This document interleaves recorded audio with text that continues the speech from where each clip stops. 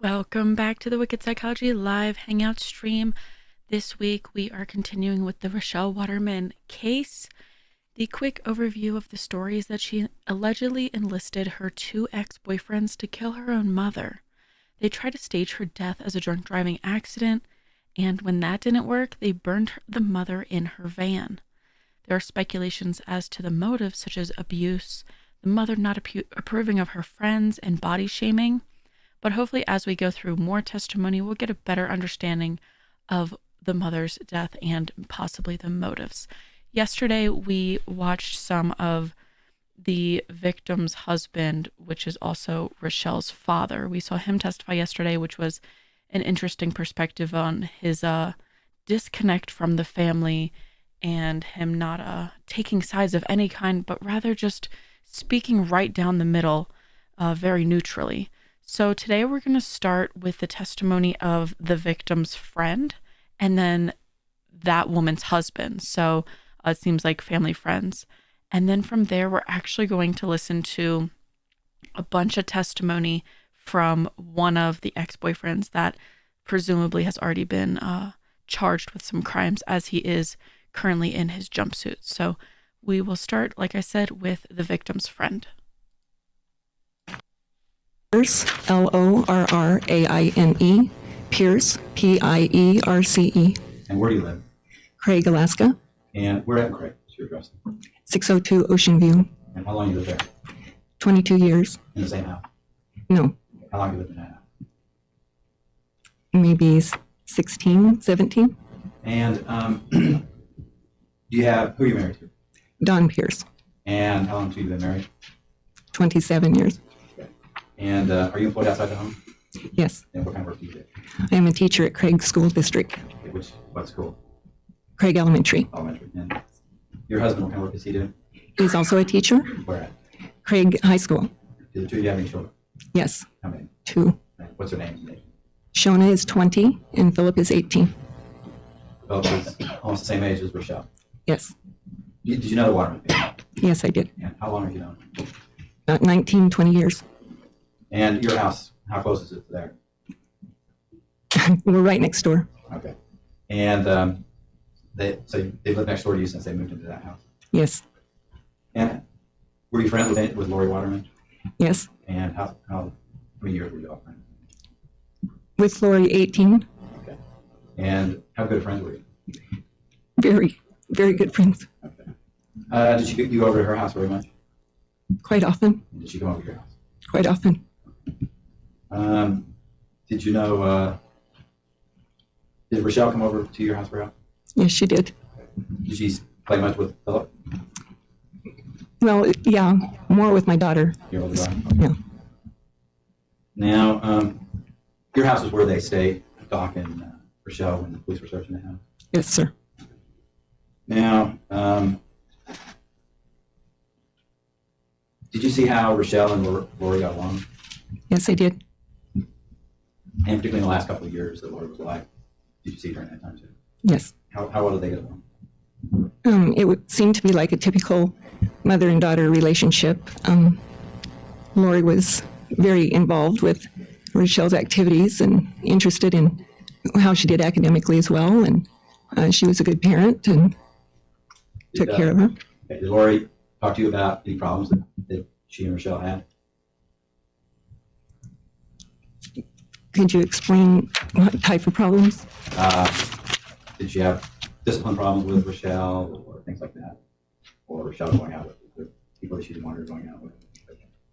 Yes, she had discussed that she, in the past year or two before her death, her preference of boyfriends, yes. Okay. Did she ever mention anything in particular? Anybody in particular? Yes, with the two boys, Jason and Radel. She felt that they were too old for Rachelle. Okay. Did you ever see Rachelle with either? Yes, with Jason. How often? Oh, 2 or 3 times. Now, did you ever see Lauri hit Rachelle? Never, Even in disciplining her? never, Never saw her hit her, push her? never, Did you hear her make threats of physical injury? never. Did Lauri ever talk to you about Rachelle's weight? Yes, she had discussed that Rachelle thought she was overweight. And what did Lauri? Lauri did Would not. object to hearsay, Your Honor. Exception? Well, I'm not trying to prove the truth of that, that she was overweight or not. But just what another thought.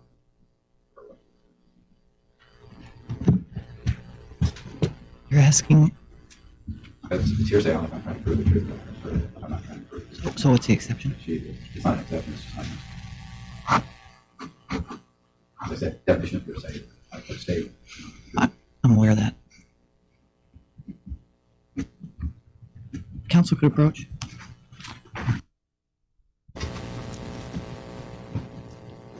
What was Lauri's response? I'm sorry, so the objection is withdrawn? Yes. All right, go ahead, sir. What was Lauri's response to Rachelle saying she had issues with it?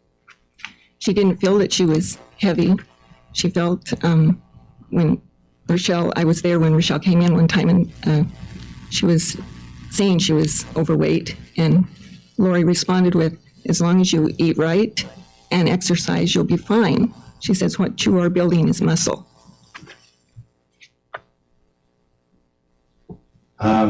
Other than bruises you get from volleyball, probably just even injuries on yourself. No, I did not. Did Rachelle ever talk to you about any abuse of her body, Lauri? No, never. Now, the Chamber of Commerce dinner that was held on Saturdays, November 13th, 2004, did you go to that dinner? No, I did not. That night, did you hear or see anything unusual or suspicious in that water? No, I did not. I think that's all the questions I have. Did you have any questions, I do. Mr. Wells? I do.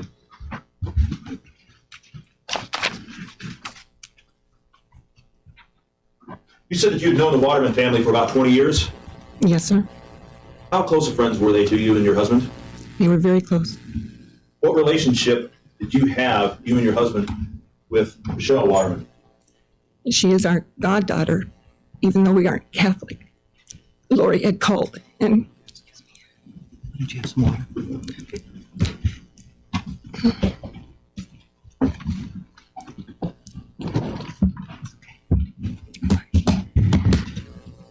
Lauri had called and asked us to be godparents.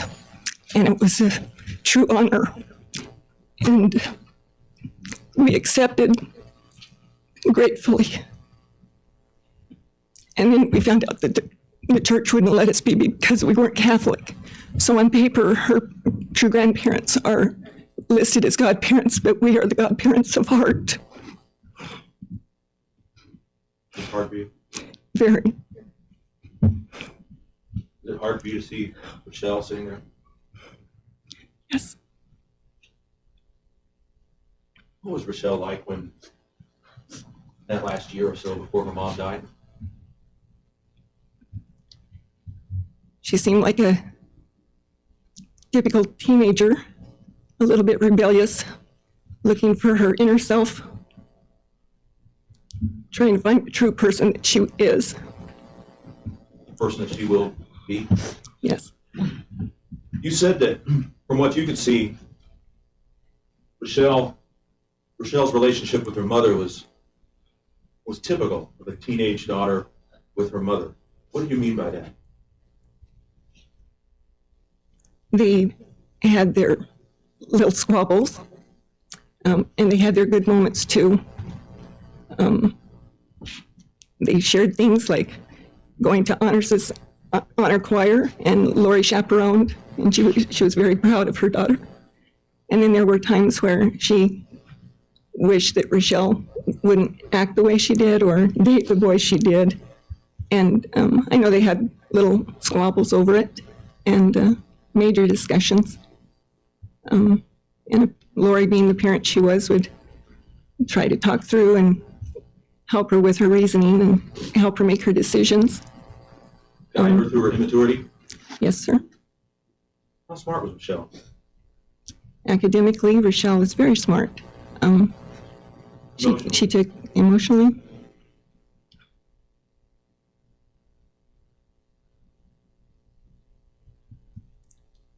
I think she was needing help in that area.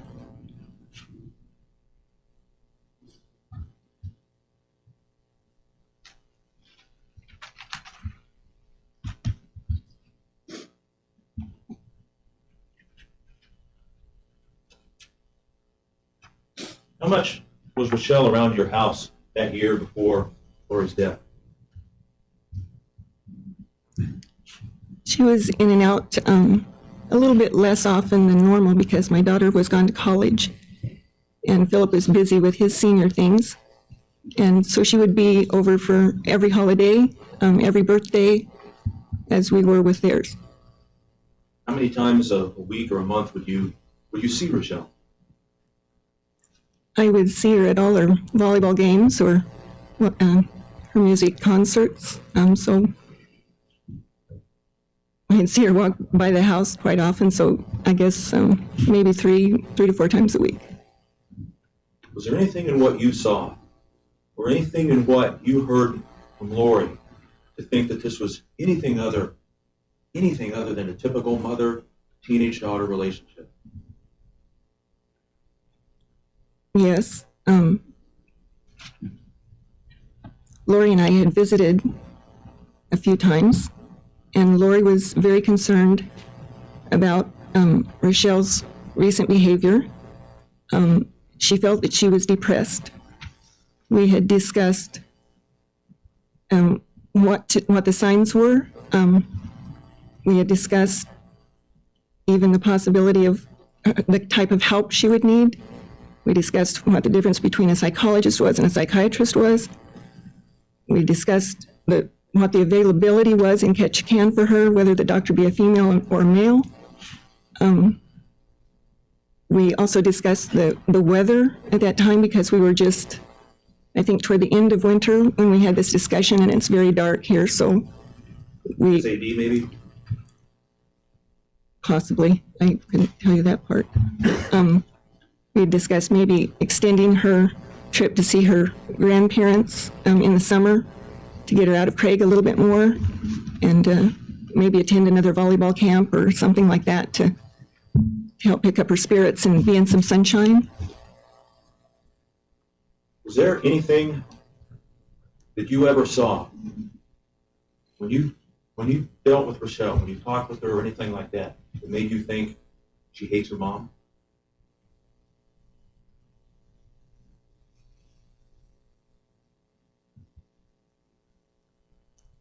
I would say not hates her mom, but maybe defy her rules. Frustrated at what she had to live under? Yes, maybe under the rules that Lauri wanted her to follow. Yes. Would you agree that that's fairly typical for teenagers? They don't like the rules that their parents give? Typically it is. Thank you. May I redirect? What was the type of behavior that she was trying to get? Rachelle's behavior. She was very argumentative at the time, even with little things that didn't seem to us adults as needing an argument. Sneaking out a little bit. Doing things she knew wasn't supposed to be happening. That's about all I can think of right now. Thank you. I don't have any other questions. May this witness be excused? Yes, ma'am. Yes, Your Honor. Thank you very much. Watch those two steps. Thank you. Full name and spell your first name. Don Pierce, Donald Barry Pierce, Donald Pierce, Pierce. And where do you live? I live at 602 Ocean View Drive in Craig, Alaska. How long you lived in Craig? 22 years. How long you lived that? 11. And who are you married to? I'm married to Lorraine Pierce. She was just here. Yes. And you have two children. Yes, I do. Do you know the Waterman family? Very well. How long do you know them? 17 and a half years, Do you go over to their house very often? all the time. How about them coming over to your house? Open door policy both ways. Do your wife go there more than you, or what do you say about you? Probably my wife is over at the Watermans a little more often. The lady's doing things there. I'm usually requiring Doc's assistance over at our house for projects. And so you obviously know Rachelle really well. Very well. What kind of work do you do? I'm a school teacher for the Craig City Schools and a special education teacher at the high school. And have you taught high school the whole time? No, I've been a high school teacher now for the last 3 years. Before that, I was the middle school special ed teacher for 2 years. I was the alternative school director for 8 years. And before that, I was the K-12 special ed teacher. Now, did you see any evidence of physical abuse of Rachelle? No, I didn't. Did you ever see Lauri hit her, push her? No, I didn't. Being a teacher, is that something you would notice if the child being abused? Yes, I would. In fact, the report it if you have any suspicion. I am. You didn't have any suspicions? No. I guess the closest I came was when we were aware of Jason and Rachelle possibly having an interest in each other, to see if it was going to become a concern because of the age difference between them. I would have had to have reported that. Yeah, that's correct. Yes. Did Rachelle ever complain to you about her mother's treating of her? I think that, like the typical teenager, that there were times where she voiced, Lauri or Doc was being unfair. I'm sure that my kids voiced the same thing to Rachelle and to Lauri. But nothing that raised it? No. Now, the Chamber of Commerce difference that was held on November 13th, 2004, that Saturday, did you go to that? I didn't. I went over to the Waterman house at about 4:30 to let Lauri know that Lorraine was sick, that I wasn't feeling very well, and that we were going to be staying home. Okay. So, did you stay home? Yes, we did. And you didn't see or hear anything suspicious that night? No, we didn't. Now, the following Monday, did you have any contact with Rachelle? Yes, I saw her at school. I told her to hang in there, and then about 2 o'clock, I got a call from the school secretary who told me that Rachelle was losing it and that neither Rachelle nor I was needed at the school at that time. And would I come down to the office? Did you? Yes, I did. And what did you do? Knocked on the door, went in, and told Rachelle that we should go home. Did you take her home? I did. And did you take her to her residence? Yes, I did. I walked down the hallway with her. We got her coat and walked out behind the school where my truck was parked and started trying to console her while at the same time driving. She was very distraught at this point. Real tears, and she was saying Hail Marys. And did you drive her home? Yes, I did. Did you see Jason and Arrant at that? I saw Jason when I first went into the office. It was just Rachelle and I. I said, Rachelle, we need to go home. And Rachelle told me, I can't. I've called Jason. Right at that time, there was a knock on the door. I opened it up, and in walked Jason. And he walked over, gave her a hug, told her things were going to be all right. They sat down in the chairs that I had occupied, Rachelle in the chair she had occupied. We're holding hands. He was, trying to console her. I went outside, and at that time, Joni Kuntz, who was our high school secretary, told me that Jim C., who was our police chief, had just called and told me that I needed to take Rachelle home. So I knocked on the door, went back in, and informed Rachelle we had to go. Mr. Arrant confronted me, saying that she needed to be consoled and comforted. And I told her that told him that that's what I was going to do. I was going to take my goddaughter home so that she would be with her dad at the time that we were going to hear news from Officer C. Okay. And this was what time was that? This was right around probably, I'd say maybe 1:30. 1:30. Yeah. Okay. And then you took her home? Yes, I did. And what is Mr. Waterman? I walked in with Rachelle to make sure that Doc was at home. I didn't want to leave her alone. As soon as I realized Doc was there, I realized that I had parked in Lauri's space in the driveway. And we had assumed the worst, but there was a chance that he was going to be bringing good news. And I didn't want to have the wrath of the wooden spoon. So I went and moved my truck over to my house, which is next door. Okay. And was Chief C there?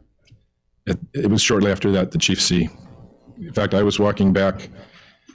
Jason had pulled into the driveway and parked where I had been. And then Chief C pulled across the tail end of the driveway. At that point, Jason confronted Chief C about the fact that he needed to be included in the group of people that was consoling Rachelle and trying to make her comfortable. And Chief C arched his eyebrow and just said, "And you are," and Jason told him, and then Chief C and I went in the house and left Jason out in the driveway. They did not Jason one. I assumed that he didn't. It wasn't until later that I found out that Jason's mom is one of the dispatchers up at the police station, and he did know who Jason was. His reaction was he didn't. Right. Okay. I don't have any other questions, Ron. Right. It's almost 2:30, so this is probably a good time to break. I'm sorry we're keeping you from school, but we'll ask that you come back first thing in the morning at 8:30. Sir, you can step down and we'll see you first thing in the morning. Thank you. Ladies and gentlemen, we'll go ahead and break for the day, and again, commence proceedings at 8:30 tomorrow morning. Once again, please remember the admonition. It's, of course, incredibly important that you keep an open mind. You have not heard all of the 8:30. And Mr. Pierce, I remind you that you remain under oath. Thank you, Your Honor. Go ahead, Mr. Wells. Mr. Pierce, when you had discussed yesterday when you had gone to pick up Rachelle from the principal's office on Monday, November 15th. You remember that? Yes, I do. And when you got there, how was she acting?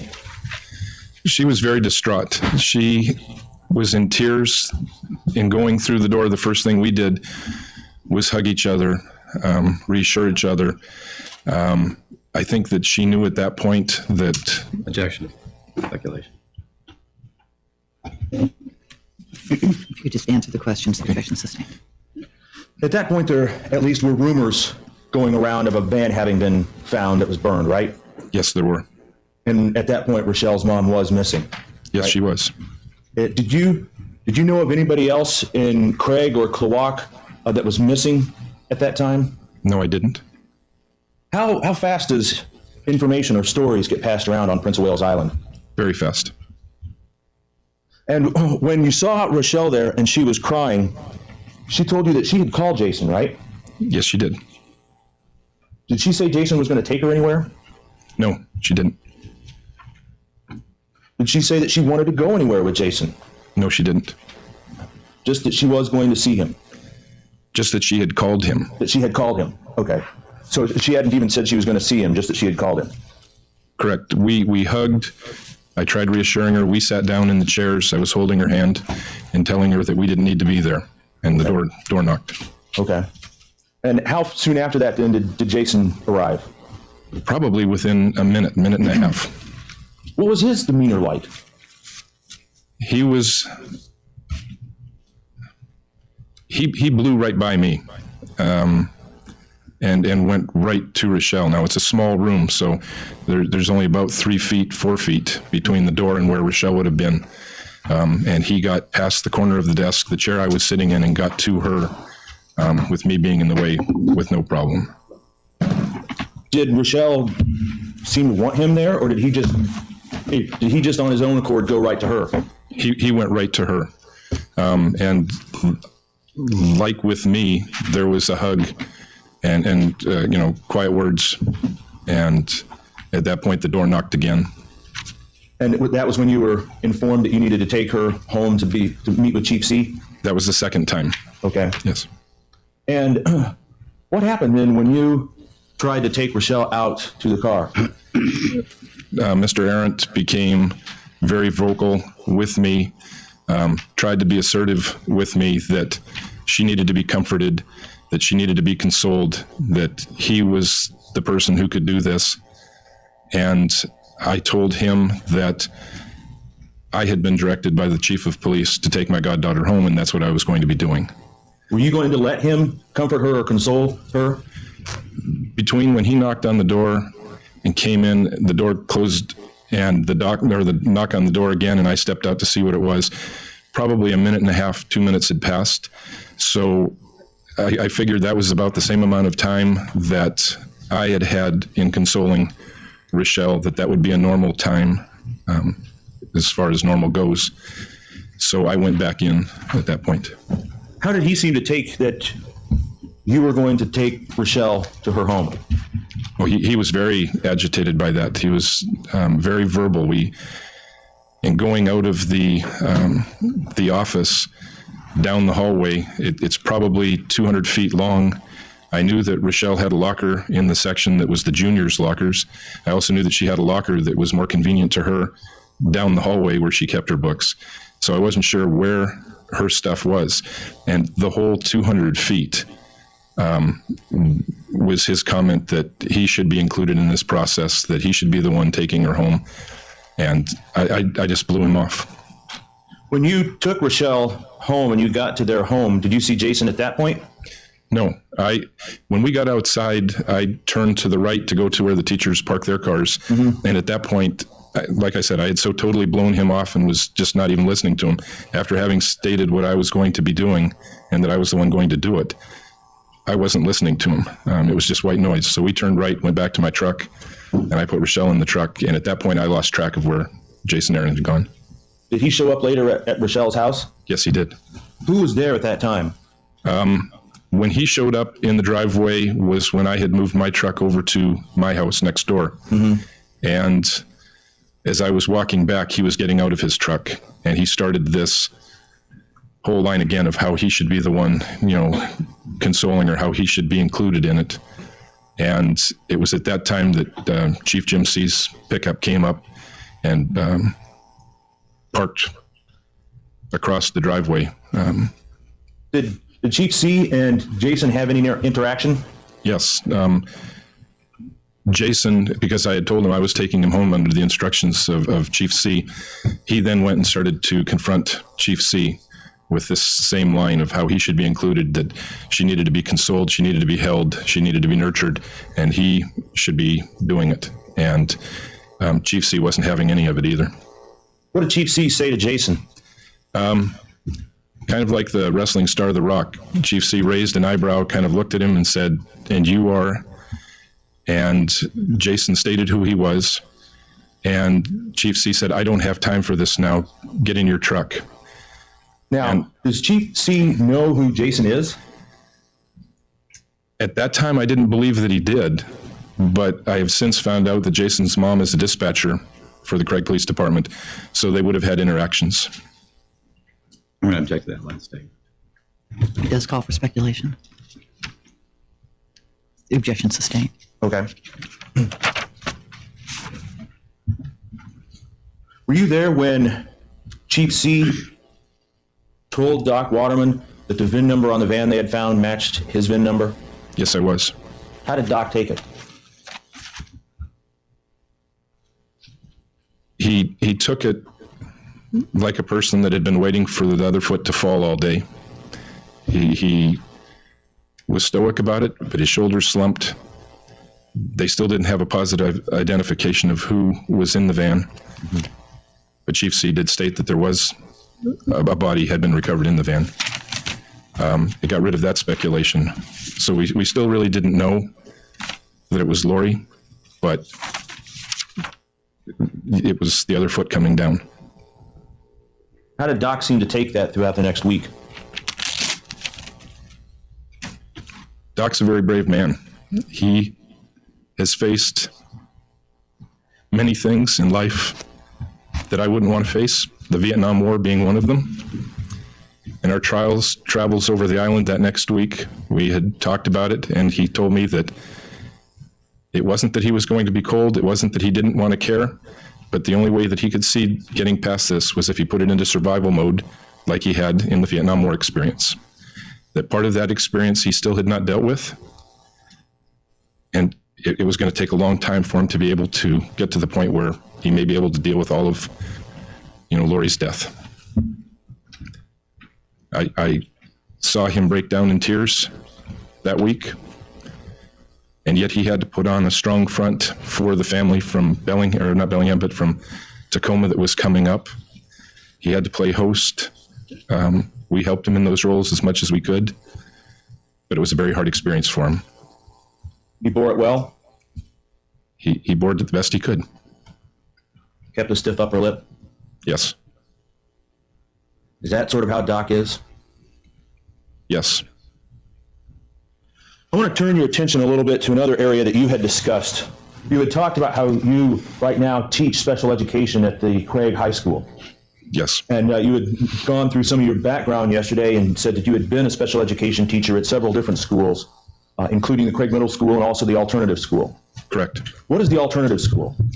The alternative school was a school that I was empowered to set up in 1997, 96, that, take it back, was even earlier than that, 94 or 5, to try and, our goal was to try and get children that had dropped out of school back into school, complete their high school diplomas, and become successful members of the community. Do kids that drop out of school, are they typically, I don't know a better word to use right now than say troubled? There's usually a significant issue in their lives that's interfering with their ability to be successful as we perceive it.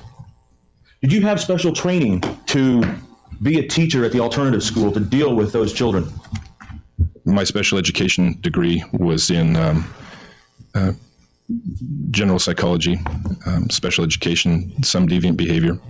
Did you study child development in that? Yes, in I that did. time? I think you said that you teach right now at the high school and also at the middle school. How many years teaching teenagers? How many years experience? I'm sorry, teaching teenagers do you have? I've taught 30 years. How long have you known Rachelle? Well, she's 16 and a half. I've known her 16 and a half years. Actually, a little bit over 17, right? Yes. Okay. I'm sorry. Not a problem. I missed a birthday. Is that hard? Awfully hard. She's a cherished member of our family, as is Jeffrey, Doc, Lauri. Based on your relationship with Rachelle, and based on your training with psychology and child development as a teacher, did you see anything in the years of 2003 and 2004 before Lauri's death to suggest that Rachelle was anything other than an ordinary teenager? No, I didn't. Did you see anything other than ordinary teenager angst that she displayed? No. Did she seem particularly angry or hostile or hateful? No more than my kids. Thank you, Mr. Pierce. I have no further questions. I think you should be able to make your flight. Thank you. Any redirect? Yes. Now, were you aware that Ms. Waterman had a blog? I wasn't aware of it. Okay, so you never read it or did anything like that? Okay. I don't have any other questions, Your Honor.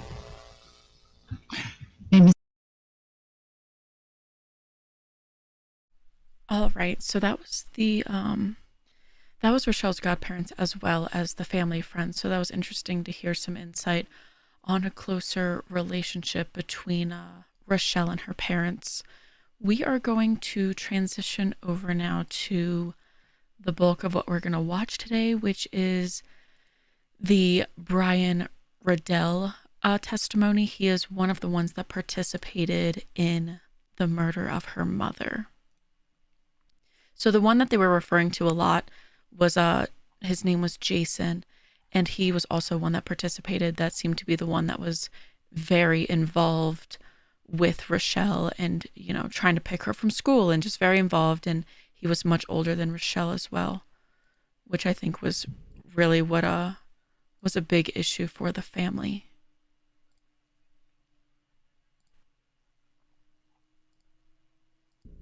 Please be seated. We continue on record in State versus Rachelle Waterman without the jury present. We're still waiting to connect with Mr. Radel's attorney, and we won't begin any proceedings involving Mr. Radel until his attorney is online from Ketchikan.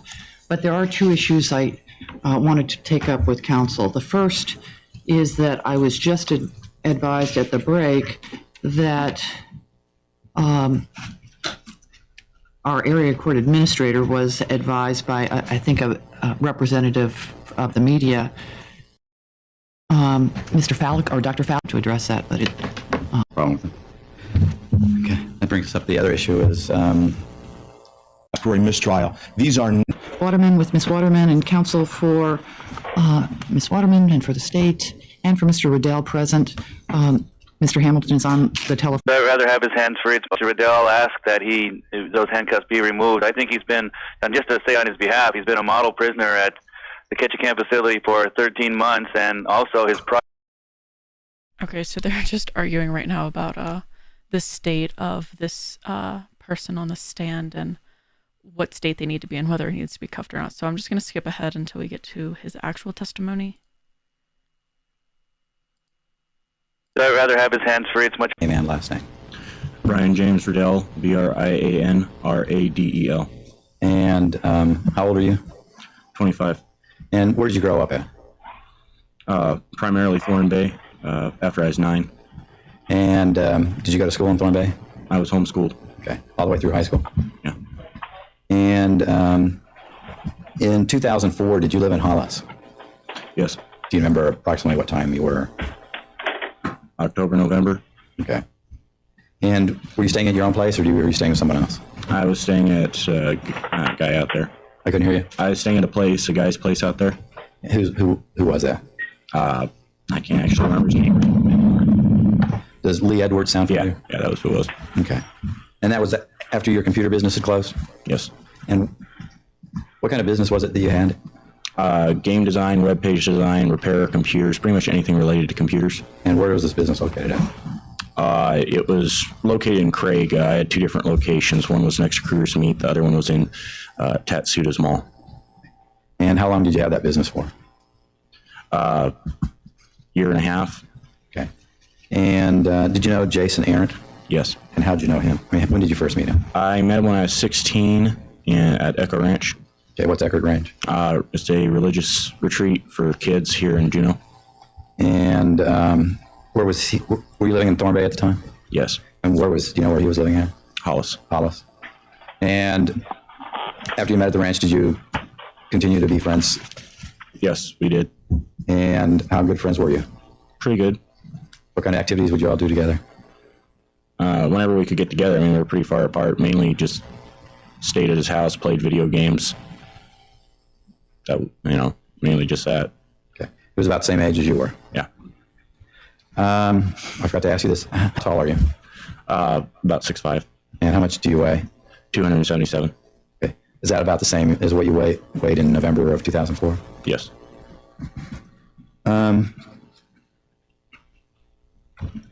Your computer business that you had, did you have any people in your employment? Yes. Who were they? Jason Arrant, off and on. Rachelle Waterman, while I had my office open in Thibodeau's Mall. Okay. Did she do much work for you? She was mainly just there to talk to people when they came in and when I had to be out. When did you meet her?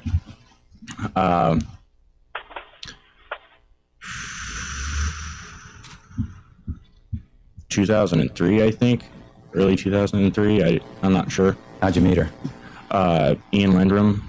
And who was Ian Lindrum? Ian Lindrum was a kid in Craig that was her boyfriend, and I ended up meeting him, and we played video games, so ended up running into her. Okay. Did you ever have a romantic relationship with Ms. Waterman? Yes. And when did that occur?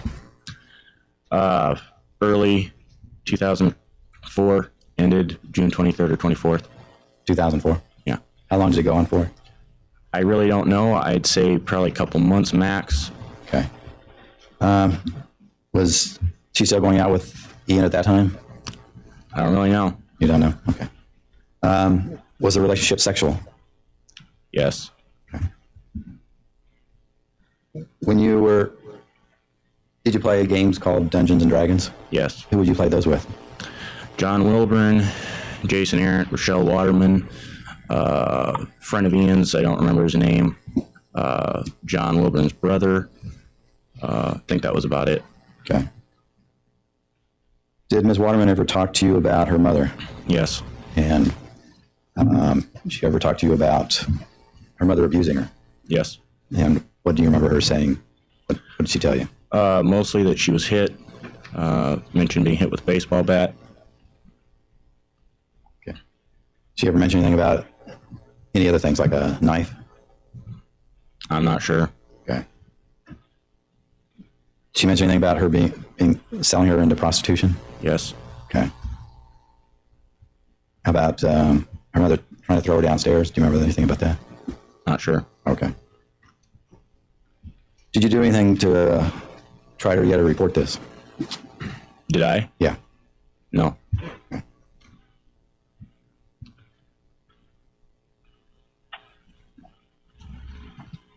You didn't try to get it reported to the police or the social workers? No. Okay.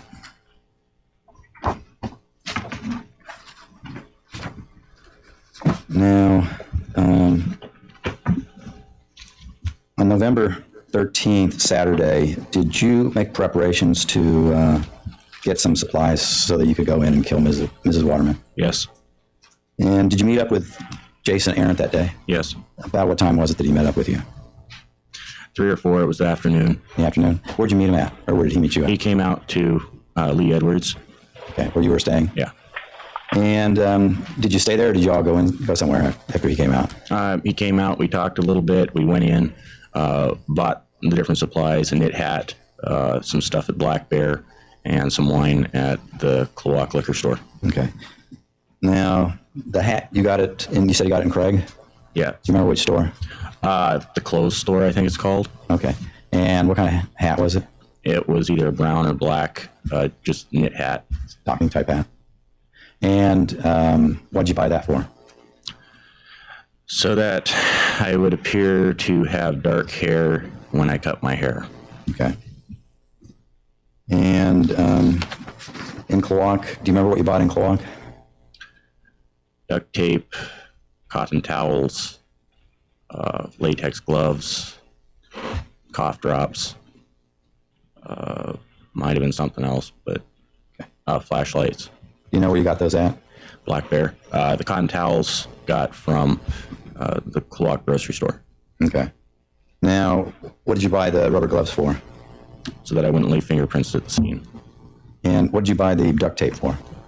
To bind Lauri Waterman, And what did you use what did you buy the towels for? so that there wouldn't be any marks left from the duct tape. Yeah. And what were you planning on doing it with them so there wouldn't be any evidence of the duct tape? Excuse me, noise. Okay. Okay. The how are you going to use the towel so there wouldn't be any? I was going to wrap those first and then put the duct tape over them, Okay. And why was that? so that there wouldn't be any marks left by the duct tape. Okay. And why were you afraid to leave those marks from the duct tape? Basically because it was supposed to look like a car accident. Okay. And you got some wine, I think you said? Yes, Where'd you get that at? the Cloac liquor store. And what was the purpose of getting the wine? Jason had suggested we get her drunk. Okay. And after you got these items, where'd y'all go to? Went back out to Hollis. Okay. And what'd y'all do in Hollis? Pretty much just waited, Okay. Did you do anything while you were waiting? watched movies, talked, shaved my hair off. All right. Now, the hair you had before then, what kind of hair did you have then? I think it was about like it is now. Okay. And were you clean shaven then? No, What kind of, I had a goatee, okay. So you shaved your hair? hair, beard, mustache, everything. Okay. Any place else other than your head? My whole body. Your whole body? Shaved all the hair off your body? Okay. Did Mr. Arrant help you do the shaving? Yes, And what did you use? a electronic trimmer. Okay. Is that the one that the police later recovered from your place? I do not know. Was it in a blue bag? It was Lee Edwards. I know that much. Okay. And why'd you cut off all your hairs off your body? So that I would not leave any hair samples at the scene of the crime. Okay. Now, how long did you wait at the house before you left? Till probably midnight. Midnight? Okay. Did Mr. Edwards come back while you were there? Yes. And what did he do? Drank some beer, then went to sleep. Was he asleep before you left? I don't know. Okay. Now, when the two of you left, did you take the items that you had purchased? Yes. Did you take anything else? Yes. What else did you take? Butter knives, wire, chisel, screwdrivers, basically a wide variety of tools, And why'd you take those? because I figured I might have to break into the house. And anything else that you brought? Backpack. Okay. I don't know. It was a lot of different things. I can't remember everything. All right. Did you bring some rope? Yes, I did. And what was the purpose for the rope? Just in case, tying Lauri Waterman up. Okay. Now, when you, what kind of rope, where'd you get the rope at? On the side of the road. Did you got it that day, or had you gotten it sometime before that? I'm not sure. It was very recent. It was within probably the last week. What kind of rope was it? Nylon. Okay. Was it a new rope, or did it look like it had been used? Or been? It was pretty well used. It had grease and stuff in it. Okay. And do you remember when you left taking some gas? Yes, took a 5-gallon jug of gas. And where'd you get that from? It was Lee Edwards. From the house there? Yes. And so did you put all that stuff in, what vehicle did you put all that in? Put it in Jason's vehicle. And then you said the two of you left about midnight? Yeah. In his truck? Yeah. And where'd you go to? We drove over to Craig. There's an upper road that goes down to a trail to the road where the Waterman house is. Jason dropped me off at the top of that. Mm-hmm. And then I walked down the trail and went over to where there's a light pole or power pole, I don't know, light pole, power pole, something next to the Waterman house, and looked around. Okay. When Mr. Arrant dropped you off, what was the plan for where he was going to be going? At a rock pit out the road that goes from Cloak to Thorn Bay. And were you going to be meeting up with him later at that point? Yes. Now, what was the plan that you had set up for what you were going to do once you got inside the residence? What was your plan? Find Lauri, tie her up, have her drink the wine, stick her in her van, and drive out to wherever Jason was. And then what were you going to do? What was the plan after that? Go out to, there was a steep drop off out the road that we'd found, and was going to kill Lauri, break her neck, try to make it look like whiplash, and drive the van or push the van over the edge. Okay. And what were you trying to make it look like? Trying to make it look like a drunk driving accident. Okay. Now, the location you picked, do you remember where that was at? It was out the road. I know it better from the map that the troopers made. At that time, all I knew was it was out the road. Okay. Do you remember was it by a bridge? Yeah, there's a bridge just ahead of it. Okay. Do you remember the name of the creek? No. Does it Utah or something like that sound familiar? I really didn't pay attention to what that was.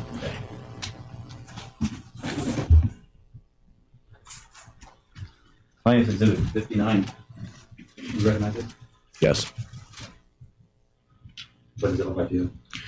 It's the map the troopers made of where we went that night. The area up here, which is murder scene before, does that look like that location? I'm assuming it is. But I saw the pictures. The troopers had pictures of it. It was the right location. The photographs? Yeah. 38. That's a little bit farther down from where it was, but it's just probably 100 feet up or so from there, I'd say. Okay.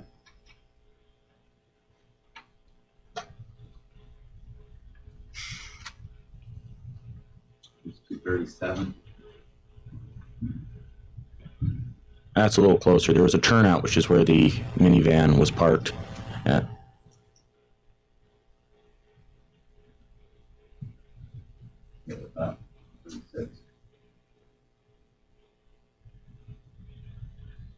Again, I don't see it. I don't see a turnout.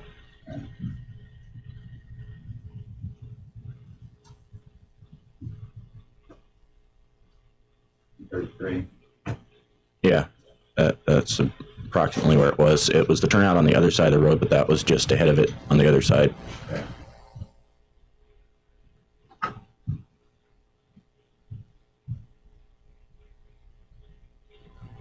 $229.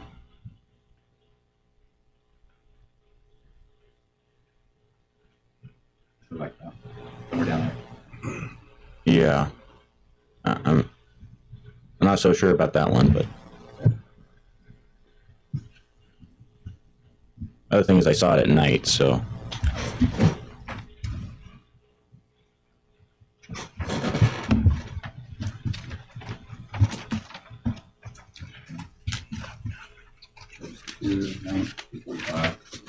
Looking at opposite direction. Yeah, that's right up at the top there. is where we were.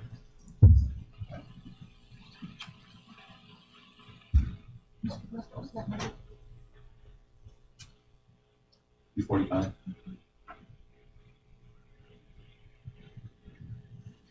My red pointer is the area No, up where the car is. up there. Yeah. Okay. And where were you going to drive it off the road at? Pretty much straight down from there, right in that area. That area there. Yeah.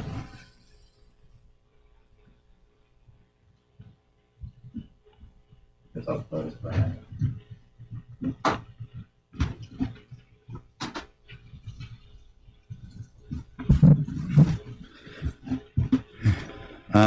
So that was the plan you were planning on doing in this case before you broke in Yes. there.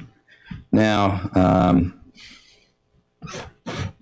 did you have any idea how you were going to get into the house before you went in there? I wasn't sure. Jason had mentioned that there was a window that Rachelle used to sneak out to see him, and there could be a possibility of that being unlocked, but I wasn't sure, so I also brought tools just in case I had to break like a sliding glass door or something. Okay. Now, you got up to the residence. What did you do when you got up to the residence? I stood next to the power pole, looked around, crossed the ditch, went across a little yard up alongside the house. When you approached the house, did you approach from the front, backs, or sides? The side. The side, which side? There was a lawn next to it that was the next place over, and I crossed that before I got to the side of the house. And the side of the house you got to, is that the garage side or the... Left side, garage side. Okay. And what did you do then when you got up to the garage side of the house? I went up and I checked the first window, and it was unlocked. And which one was the first window? It was the first window in the garage. I mean, it was the first window you went to, but Yeah. which window? It was the first window when you're going along the garage from the front. From the front, okay. Did that side of the building have, how many windows were on that side of the building? I saw at least one more. Okay. And you checked that window, and what did you find when you checked it? It was unlocked. So what did you do? I took a look around, see if anyone was next door. Then I opened the door and turned on my flashlight, shielding it to take a look in and see what was on the other side of the window. What did you see on the other side of the window? A bunch of tools, a toolbox, and that was sitting on a bench. Okay. So what did you do then? I tried to figure out a way to get in. It was kind of awkward. Took out the toolbox and worked my way inside the window. Then I took the toolbox back in, set it back on the bench. I'd had the backpack with the tools in it. I grabbed that and I pulled that inside as well. Okay. So when you looked in through the window, there was a toolbox in there? Well, it was like down. It's like it was here. It would be over the edge. Okay. And you said you pulled it out? Yeah, I pulled it out and set it on the ground. On the ground? Okay. And then after you got in, you put it back in? Yeah. Pull it back in. And that's when you pulled your bag back in? Yeah. Okay. And when you went into the window, where'd you step at when you went? I stepped on the bench and then I stepped on from the bench onto the floor. Okay. Do you remember stepping on like the windowsill? I wasn't paying attention. Okay. And then when you stepped in and you picked your stuff up and brought them back in, then what happened? Did you leave the window open or did you close? I closed the window. Okay. And then what happened? I took the backpack. I started going through it, taking out the things that I thought I might need, the duct tape, the towels, the rope, the wine bottle, all the stuff that I figured I needed to take in. Then I started checking the cars for keys, wandered around the garage for a little bit, trying to figure it out. Checked the door. It was locked. So I started working on trying to open the door. How many vehicles were in the garage? 2, And a what were they? pickup truck and a minivan. And which one was closest to the window that you just come in? I think it was a blue truck, or I'm not sure. It was a pickup truck, And then the other vehicle was what kind of? a minivan. And where was it at? It was on the other side, closer to the door. Okay. Did you find the keys in either vehicle? I found keys in the pickup truck. Okay. Now, did you turn on the lights in the garage, or did you just keep your flashlight? No, I kept the lights off. I used my flashlight to a certain extent, but there was enough light coming in from outside that I could see mostly what was in there. How were you dressed? Black fleece. I think it was a polar fleece jacket, the black or brown, whatever, knit hat, black jeans, short, cut off, extra tough rubber boots, Okay. and 2 sets of socks. And were you wearing the stocking cap? That's the hat that I was wearing. Okay. And so when you checked the door from the garage into the house, you found it locked. Yes. Had you ever been into the house before? One time I had stepped inside the house, but I just stepped inside the door for a few seconds while Rachelle was getting ready to leave. Okay. And so you hadn't been throughout the rest of the house? No. Did you have a plan or design or schematics of what the house was like? No. I'd wanted that, but I never got it. Okay. Now, I basically was going in blind. okay.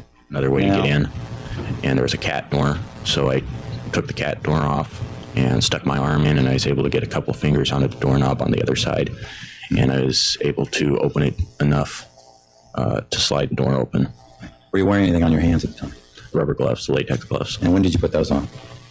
I put them on in Jason's truck. Okay. Just shortly before you got out? Yeah. Okay.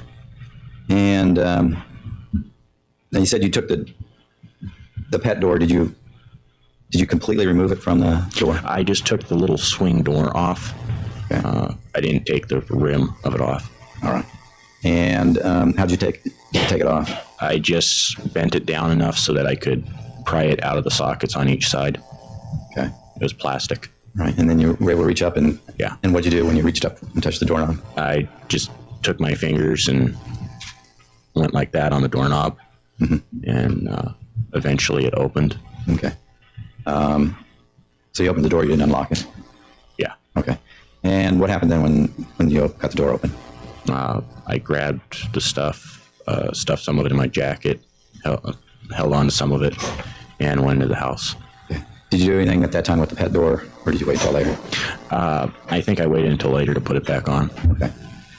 And then when you entered the house, what did you do then when you got in on the ground floor? I started checking out the house, went up a flight of stairs onto the next floor, And what was looked on, around. on the first floor, that ground floor after you got in, what did you see in there? I didn't really look around in that area. I just headed up. Stairs. Yeah. Then where'd you go? I mean, when you went up to this second level, what did you do there? Checked around the corner. I went into the kitchen, checked the refrigerator, saw there was wine in it, set the wine bottle next to the dining room table that I'd brought, checked the different rooms, and then I went up to the stairs, and I don't remember exactly. I think that was the top level. When I went up the stairs was the top level of the house, Okay. but I'm not sure. Eventually, I ended up getting to Lauri's room, and the door was slightly cracked. I went to open it. Lauri Waterman apparently heard the door opening and came to it. I ran around the corner, and I heard the door open a little bit, and then a few seconds later, it closed. You said you ran around the corner. Where did you run to? There's like what I assumed was a bathroom door right next to where the door into the bedroom is, and so just a little past that, you can go around a corner, and there's like a TV. There was a TV and a sofa chair. So I ran around that corner. Did you see any exercise equipment there? I wasn't looking. Okay. And so after she closed the door, what did you do then? I stood at the door. I thought she'd seen me, so I figured she was probably calling the cops. Didn't hear any sirens, though. After a while, I probably stood there for about an hour and a half, debating going into the room. Yeah. So an hour and a half you waited there. You waited in the same location? Yeah, And were you standing or you were sitting down? I was standing. Standing. Okay. Did you have a watch with you? No. You were just estimating the time? Yeah, it was a long time. Okay. And then what happened? I finally decided to go in, and so I opened the door. I rushed in. Lauri was laying face down on the bed. Okay. So when you opened the door, did you open the door rapidly? Yes. And then how rapidly did you go into the room? Didn't run, but I rushed. Okay. Went up to the side of the bed, put a rag over Lauri's head, to gag her. When she was lying on the bed, was she lying on her back, stomach? Face down. Face down on her stomach. Okay. So when you put the cloth over her head, what happened then? She woke up. I'd placed my elbow in the middle of her back so she couldn't move. She started to cry. Okay. Did she say anything? No. Well, there was a gag over her mouth, so. Okay. And did you say anything? Not at that time. Okay. So then what? I waited for her to stop crying. Eventually she did. I told her to put her hands behind her back. I bound her hands. I tied the back of the gag after she opened her mouth to bound her feet. Okay. And how long was it before you first rushed in and tell you you did that? 5 minutes. Okay. Did she struggle with you at that during that? No. Okay.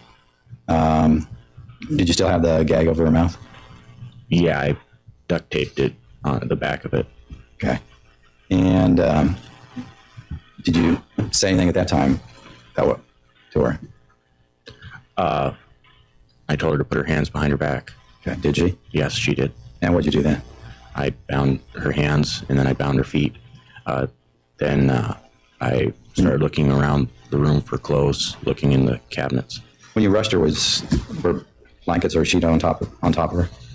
I think it was covering like her lower legs or halfway up the legs. And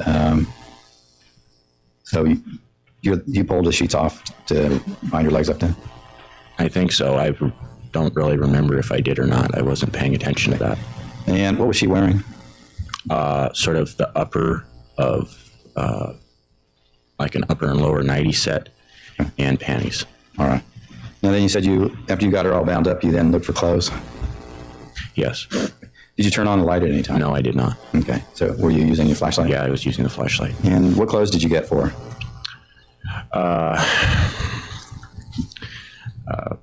Sweatpants, bra, socks, t-shirt, sort of a sweater pullover. Okay. And well, originally I got jeans, but apparently they were broken. She was gagged. She motioned that the zipper and stuff was broken, so I got sweatpants then. okay. And when you got the clothes, or did you put them on the bed? Yeah. And then what'd you do? I unbound her hands, unbound her feet, handed her the clothes, told her to put them on. For some reason, she wanted a different bra, so I got a different bra, gave her that. Naturally, she took the nightie off in the process to put on the bra and the t-shirt and everything. Okay. And did you still have the gag on her at that time? Yes, I did. Okay. So she wasn't able to talk to you at that point? No. Okay. And how was she reacting to all this? I don't know. It could have been anything, just terror or whatever. She just was doing it. Okay. Was she crying? No. Okay. Now, after she got dressed, what'd you do then? I asked her if the tennis shoes next to the door were hers. She nodded her head, so I gave her the shoes to put on, and she put those on. Okay. And then what'd you do? I rebound her hands and tied the rope. Okay. What do you mean by rebound her hands? How did you do that? Took the cloth, wrapped it around, then put the duct tape over the cloth, and then I put the rope across the center. Okay. And then what happened? I said that we were going downstairs. We headed downstairs. Before you left the upstairs, did you notice anything that had gone wrong? I had lost a finger. Actually, it wasn't then that I noticed it. It was later. Okay. So then you took her downstairs. Yeah. And where'd you go take her to downstairs? I took her down to the kitchen. I asked her to point out where her purse and her keys were. She pointed with her hands. Then I went and got a wine bottle. I took the gag off, undid her hands, asked her where the glasses were, wine glasses. She pointed it out, got a wine glass. And about that time is when I noticed that I think it was a pinky finger of my glove that I'd lost. Okay. What did you do then? I put another glove on, then gave the wine glass to Lauri, filled it up, told her to drink. She drank. The bottle was probably maybe 2/3 full, and she drank all of it. How long did it take her to drink it? 5-10 minutes. Did you have to force it down, or did she drink it herself? She drank it. Did she say anything during this time after you took the gag off her? No, she didn't. Now, how was she reacting? She wasn't really reacting. She was just doing what she was told. Had you made any threats to her? I told her that I wouldn't hurt her if she cooperated. Okay. And did she finish the whole bottle of wine?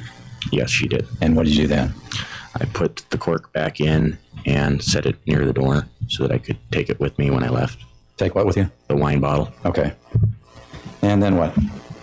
I went and took her downstairs, told her that we're going down to the van. Went down there, had her get into the back of the van, laid down on the back row of the seats, facing back, sideways.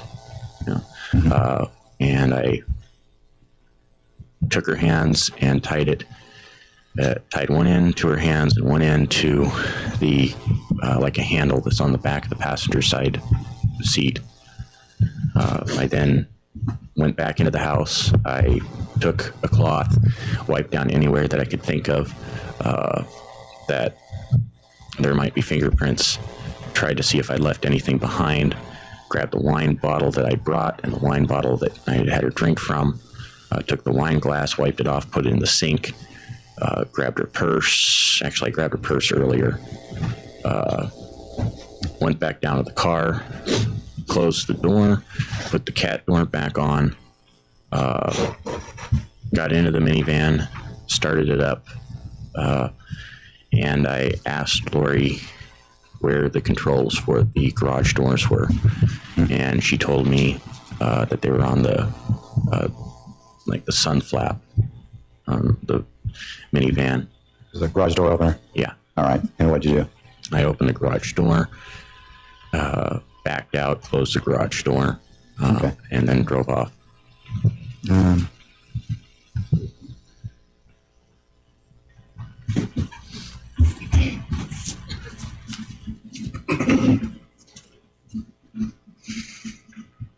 Diagrams that identify. Minus exhibit 6, do you recognize this? Yeah. What is it? It looks like the bottom floor plan, or at least I recognize over here. I didn't go into this area here. Right. So, where did you enter into the garage at? Which way? This is the front, where the garage doors are. This is the front door of the house. Okay. Yeah, I came in through there. Through this window here? Yeah. And the truck was there. On the side here? Yeah. The left side. And then the minivan was where it's located here? Yeah. Right. And which door did you enter in through? I believe this one right here. Okay. That's where the pet door was at. Yeah. So you didn't do anything there other than go up the stairs? Yeah. Okay. And then when you came down, is this where you go into the van? Yeah. I also grabbed all my stuff and threw it in a plastic bag and put it in the back of the van. Okay. 60. 60.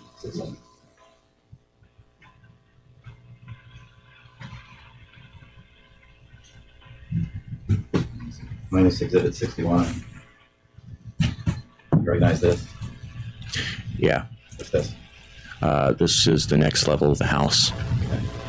And I came up, I put the bottle of wine that I brought right here, went over refrigerator, I think it was, I found the wine bottles in. I checked out that room, and 2 bedroom. yeah, and then I went upstairs from there. Okay. When you brought Ms. Waterman down, is this where'd you have her drink the wine at? Right here. Okay. Was she standing? She was kneeling, I think. Yeah, I think she was kneeling. And the purse you got from? It was here, yeah. Okay. I think it was. There's like a chair or something in here that it was sitting on. Okay. Now, when you left, are you sure you brought the empty bottle of wine with you? I am quite certain that I brought the empty bottle of wine. Okay.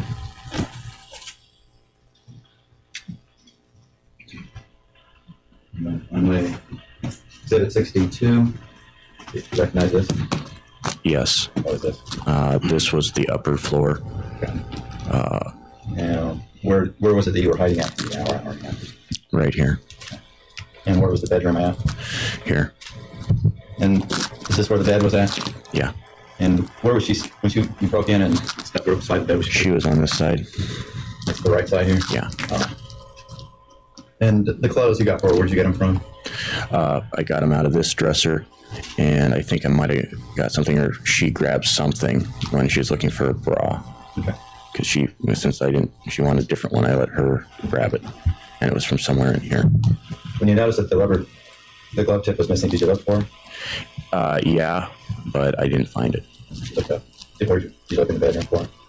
I was in a lot of hurry. I don't think I was thinking straight, so I actually didn't really check that good. Okay. Did you notice anything about the rope you were using? Was it the fibers on it? I wasn't paying that much attention to it. All right.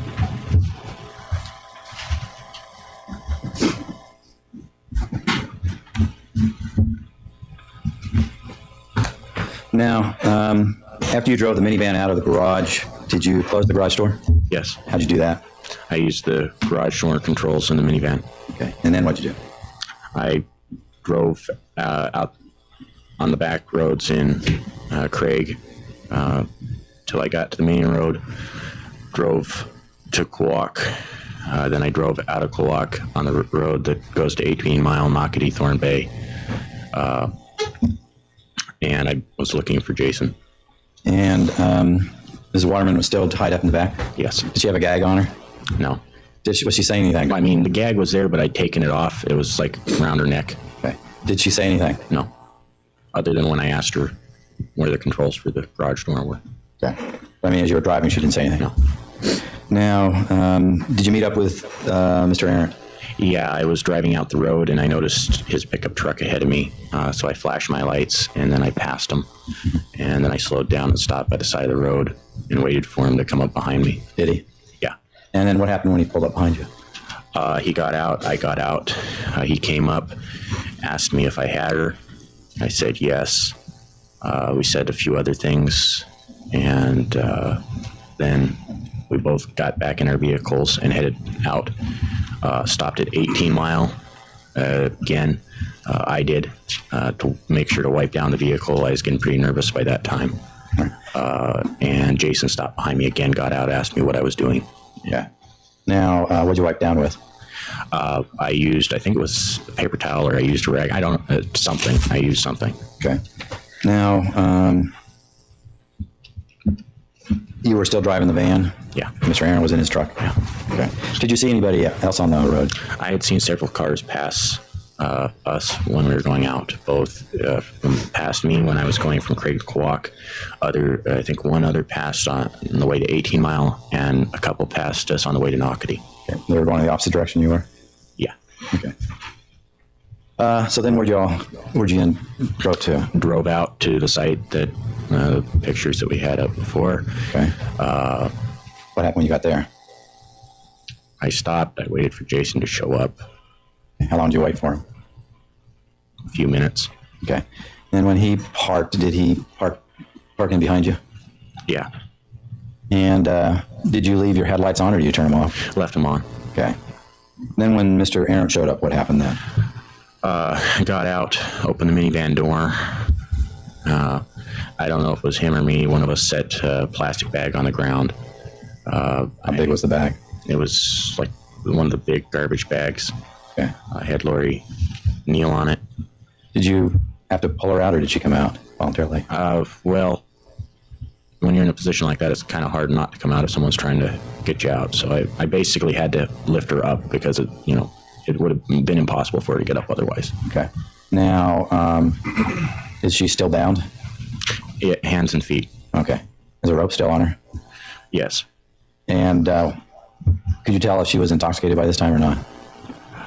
I think so. I wasn't paying attention really. I didn't really check at that point, but I would assume that she was. Did she say anything? No, she didn't. Okay. Did she make any type of sounds? No, she didn't. All right. Was she conscious? Yes. So what happened then? had her kneel. I attempted to break her neck backwards. How'd you do that? By yanking up on the chin, forcing it back. Okay. How far back did you pull her chin up? Her head back? A ways, but... Judge, can we take a break? Can we take a break, please? I'm sorry, we need to take a break. We'll go ahead and take a break, ladies and gentlemen of the jury. Please remember the admonition, don't discuss. Oh my goodness, she's like actually about to get sick in the middle of trial. All right, so again, they're taking a break, so it's just going to be in a different video that we continue his testimony. His testimony is a lot. His demeanor through this is honestly so creepy, and I'm shocked at how premeditated this entire crime is, because honestly, it seems more premeditated than a lot of premeditated murders, if that makes any sense. I mean, for them just being in their 20s and presumably not committing a crime before like this is kind of surprising. I mean, he said he shaved every piece of hair on him, and he went to the store and got all these items, and you know, they just really thought all this through. They're going to a certain site to take her and to commit it and to do what they're going to do. Like, it's a lot. And like I said, for their age and lack of experience doing this before, it's just very shocking. We've heard a lot of cases of premeditated murders, and people don't even go to this extent. So the way he's explaining it and just his forwardness with it is very creepy.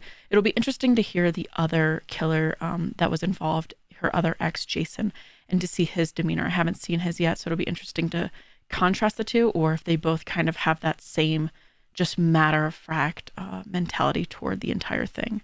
All right, so let's continue with his testimony. Please be seated. We continue on record with the jury present, Mr. Hamilton online. Go ahead, Mr. West. And Mr. Radel, I remind you that you remain under oath. Mr. Radel, now, when we broke, you testified she's on the ground. How is she on the ground? Is she standing or what? Kneeling. Kneeling. And are you having to hold her up?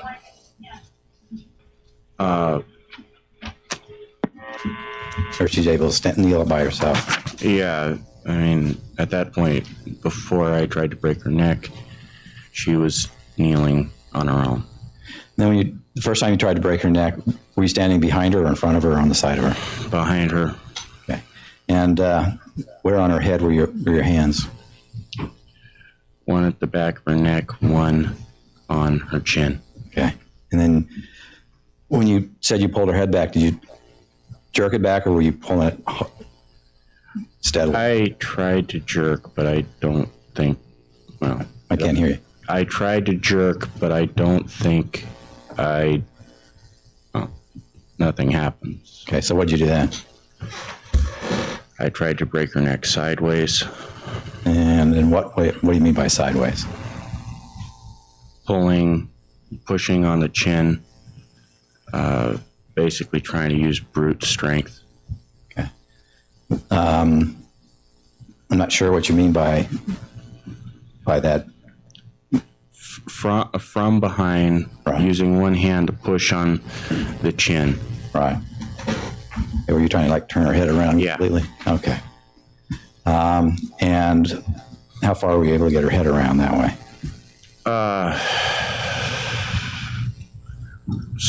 Somewhere in this area. At least 90 degrees over? I think a little bit before that. I wasn't able to get, naturally, she was fighting by that time, so. Okay. She was still restrained though? Yes. Okay. And so how many, did you do that just once or how many times did you do that? It was drawn out. Okay. How long a time? Couple minutes. Okay. And what'd you do then? Laid her down on the ground. Jason handed me the flashlight that he had. Actually, I guess that didn't happen until a little later.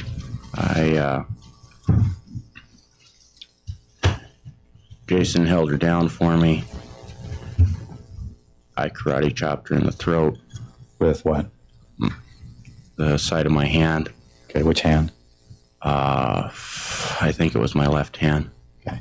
And which part of the hand did you use? This part. The bottom part of your hand? Yeah. Okay. And which part of the throat was it the front or the sides? Here. Okay, the front. And how many times did you try to karate chop her? Couple times. Okay. And what effect did it have? I couldn't tell any at that point. I wasn't sure. I wasn't really sure how you were supposed to do that if you're going to kill somebody that way. So, okay. So what'd you do then? Jason had a flashlight. He handed it to me. I think I might have asked for it. I really wasn't paying. Well, he continued to hold her down. Flashlight he had, was he holding it or did he have to go get it? He had been holding it. Okay. And what kind of flashlight was it? It was one of the cheap ones that you buy in the store. I don't know what the name of it is. It's a disposable flashlight. Is it one of those that are round tubes or is it different? Yeah, no, it was like, it got a little angle about yay tall. Okay. And so you got the flashlight and how would you hold it? I was holding it the way you'd normally hold it. Okay. And I used the bottom of it and I struck her repeatedly in the throat. Okay. Which part of the throat? Same place. On the front. And where was she at when this was going on? She was on the ground. She was lying on the ground? Yes. She on her back or her side? Back. Okay. And was she struggling or doing anything at this time when you were hitting her? I really didn't pay attention. Didn't look. I was doing my best not to look. Okay. How many times did you strike her in the throat with the flashlight? At least a half dozen. How hard were you hitting her? As hard as I could. And what happened then? She didn't die. Okay. How could you tell that? Because she was breathing. All right. Were her eyes open or closed, or did you look? I wasn't looking. Okay. Then, so what did you then when you saw she was still breathing? She also, at that point, she did say something. What was? Could you make it out? Said, "Can I ask a question?" But I think she was too delirious by that time to realize I would let her ask the question. And did you answer? I said, "What is it?" But she just kept repeating, "Can I ask a question?" So didn't say anything else then? No, Jason said something, but I didn't say anything. Do you remember what he said? He got down in front of her, and it's like he'd been on the other side when he'd been holding her down, and he'd gotten up. By that time, was kind of standing up a few feet away. He came around the other side, because by that time she was kind of on her side, and he crouched down in front of her and said something along the lines of, "You won't ever effing hurt Rachelle again." Okay. And what did you do then? Me and Jason attempted to suffocate her. And how did you do that? By placing our hands over her mouth. Who placed their hands on her? I did.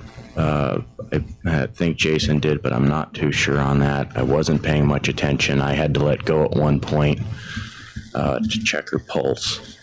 And what part of her face did you cover? The mouth and nose at one point. Both at one point, just the nose at one point. And how did you have your hand over her mouth? Like this. Cupped over on the cup of your hand? And how did you have her nose covered? Pinched it? Yes. All right. And how long did you do that for? Jason timed it. I think it was 4 minutes. Okay. And after 4 minutes, what did you do? It was taking a long time, so we took her, and she was still alive because I could hear her breathing, and stuck her in the van. Okay. Now, when you talked with the troopers, particularly on that last interview on Friday when you were arrested, you never mentioned anything about Jason putting hands over.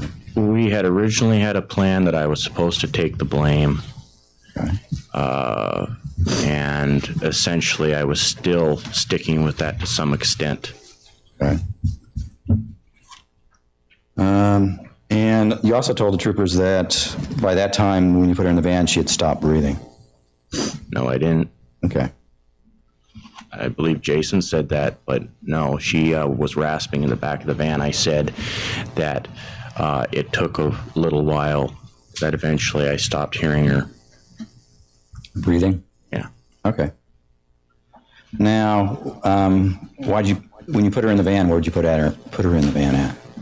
Same place that I had before. Okay. You didn't try to put her in the driver's seat? Why not? I don't think I wanted to be looking at her. Okay. Wasn't your plan to put her in the driver's seat and then probably push the vehicle over so you're like... Well, yeah, but at that point, it was pretty obvious that it wasn't going to work. Okay. She was dirty. She was bruised. And it was just not going to look like an accident. Okay. So you put her in... Did you put her in the back of the van or did Jason help you We put her? both did. Okay. In basically the same position as she had her in before? I think so. We just put her in. Okay. Did you tie her back? No. All right. After you got her into the van, what did you do with the garbage bag that you had on the ground? Jason ended up picking it up, and I think he put it in his truck. Okay.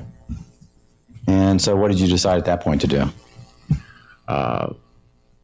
We decided that there was a place that we had checked out before during our planning stages, and we decided to dump the van there because it was the only other place that we checked out. Okay. And where was that at? It was up the 3012 road. And you were familiar with it? We'd gotten familiar with it by a couple months before. Okay. How'd you do that? We were driving around looking for lakes and ended up driving up that road and drove up one of the back roads.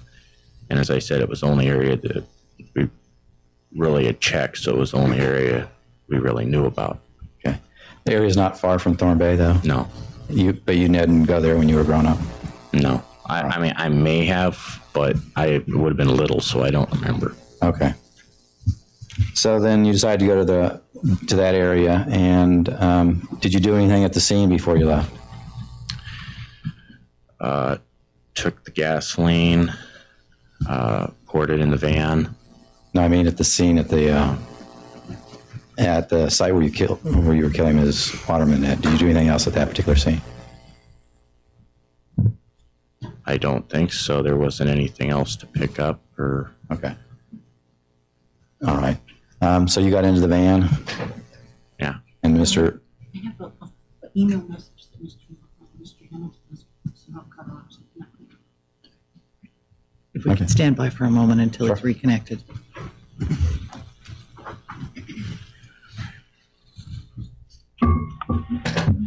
Mr. Hamilton, can you hear me all right? Yes, sorry, Judge, yes. All right. And we stopped the proceedings as soon as I received the email that you had been cut off. Okay. I'm assuming that was just a moment or two of testimony. Yeah, it was about 3 minutes ago, something like that, probably, Judge. Okay. All right, then. Go ahead, Mr. West. Yeah. So Radel, you said you put in, after you put Ms. Waterman's body into the van, you got into the van? Yes. And what vehicle did Mr. Arrant get into? His pickup truck. Okay, and who drove away first? Or who Who followed who? I pulled out first and turned around, and he was following the van. Okay. And he followed you all the way to the location? Yeah. And where'd you go to? It was a branch road, a 3012 road. Okay. How long did it take you to get there? 30, 45 minutes, I'm not sure. Now, the road that you went up, the one particular, does that road branch off? Quite a few times. Yeah. Why did you pick that particular branch to go up? Because it was one that we'd been on before. It was the one that we'd been on the most. Okay. Now, It was also very rough. okay. Was it difficult to get the van up the road? Yes. Okay. And why is that? The road was washed out in numerous places. Okay. And was Mr. Arrant following behind you? Yes. Okay. And did you go as far as you could on the road? Yes. There was a barrier preventing you from going any further? Yeah, there was a water bar. And so you parked up near the water bar? A little bit before it. Okay. And when you parked the vehicle, was it in the same direction as the road, or were you pointing it? It was pointing towards the side of the road. Okay. And so when you stopped the car at that point, what did you do then? I put it in park. I got out, went around to the other side, opened the door, checked Lauri's pulse. Jason had mentioned that he'd had some sort of medical training or something, so he checked her pulse too. There wasn't any pulse that either one of us could notice at that point. Where did Mr. Arrant park his truck at? There was another road that also was water barred that went up the hill a little bit. Okay. He parked down next to that. All right. Then,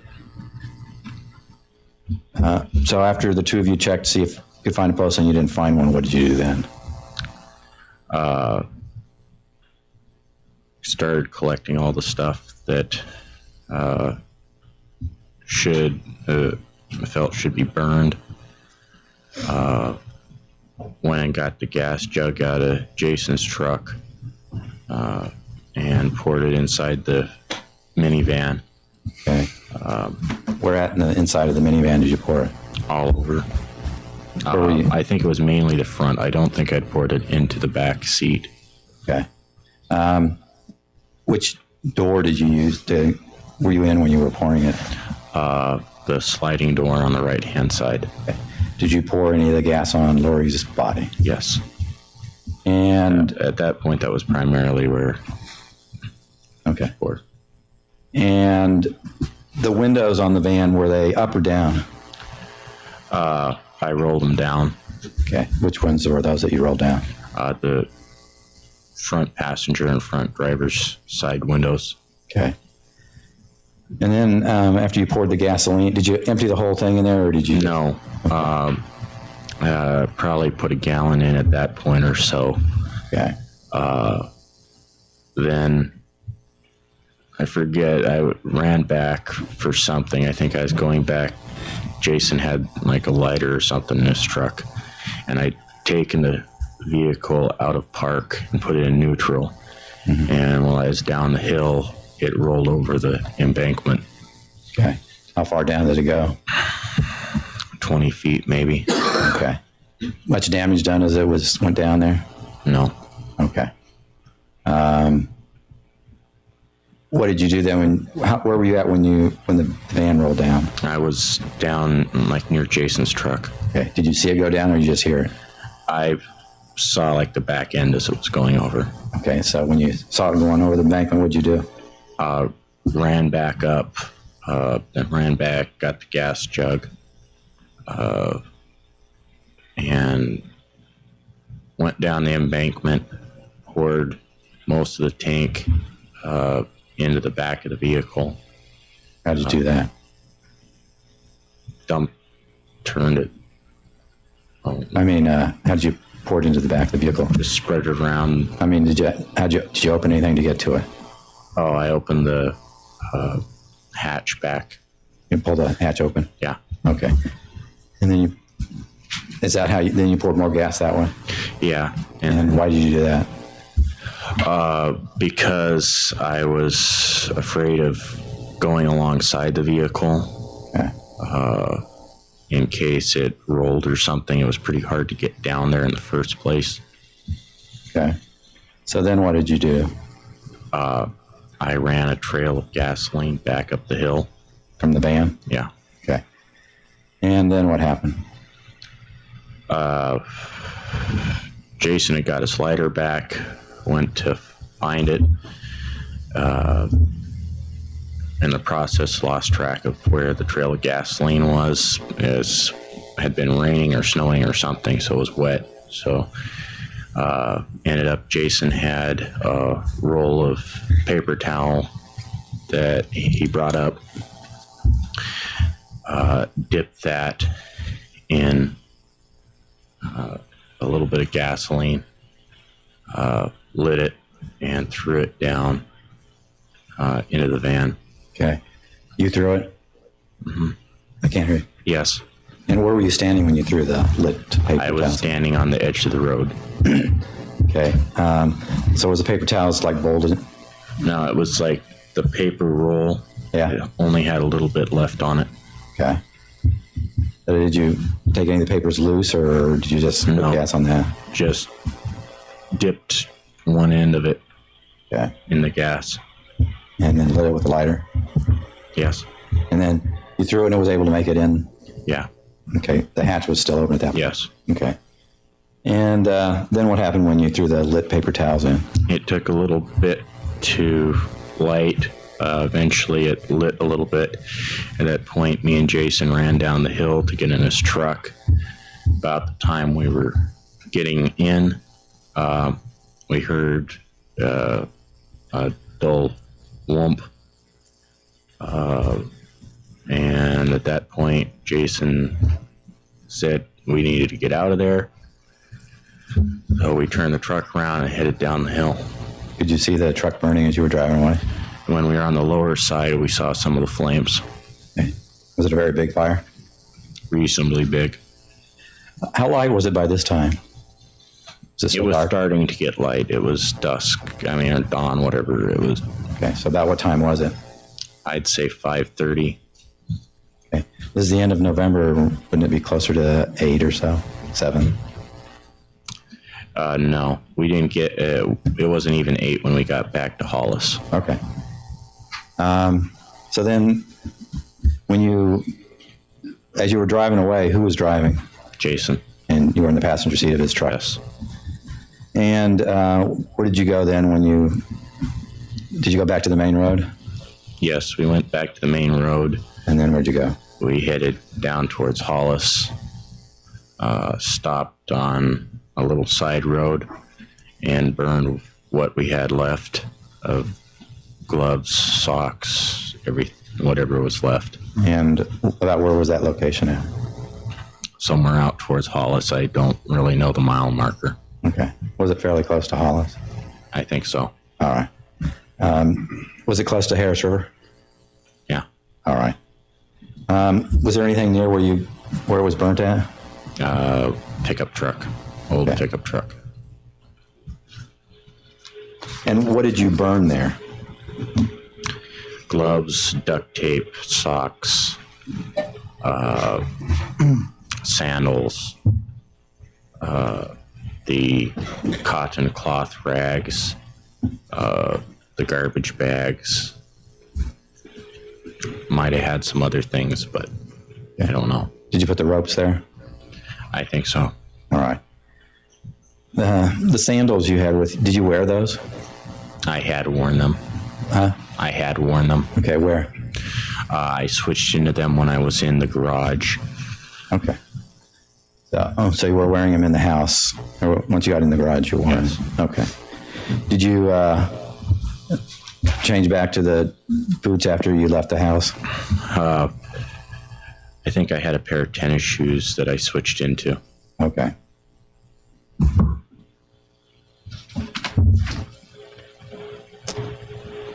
And And the duct tape that you burned, was it the remaining roll, or what? It was all the duct tape that had bound her, the roll. Now, there was still some of the roll left. When I got back to Hollis, I still had some of the duct tape left, I think. Okay, so you didn't burn up the rest of the roll. I don't really remember if I did or didn't. I bought some duct tape a couple days later, or a day later or something, so I'm not really sure. All right. So then after you burnt all these items, where did you go next? I went to Lee Edwards, or Okay. we did. And what happened when you got to Lee Edwards, the house? Jason dropped me off. He decided he was going to go home. So I grabbed everything, put away any of the tools that I'd had, went in to the bedroom that I was at, and laid down. Okay. Now, did you remove the gas tank can from the Jason's truck? Okay. Jason said he was going to fill that up. All right. Now, that was Sunday morning that you got back to your house then? Back Yes. then. Where did you tell him that you were that night? That I'd been at home With who? with Jason. Okay, the whole night.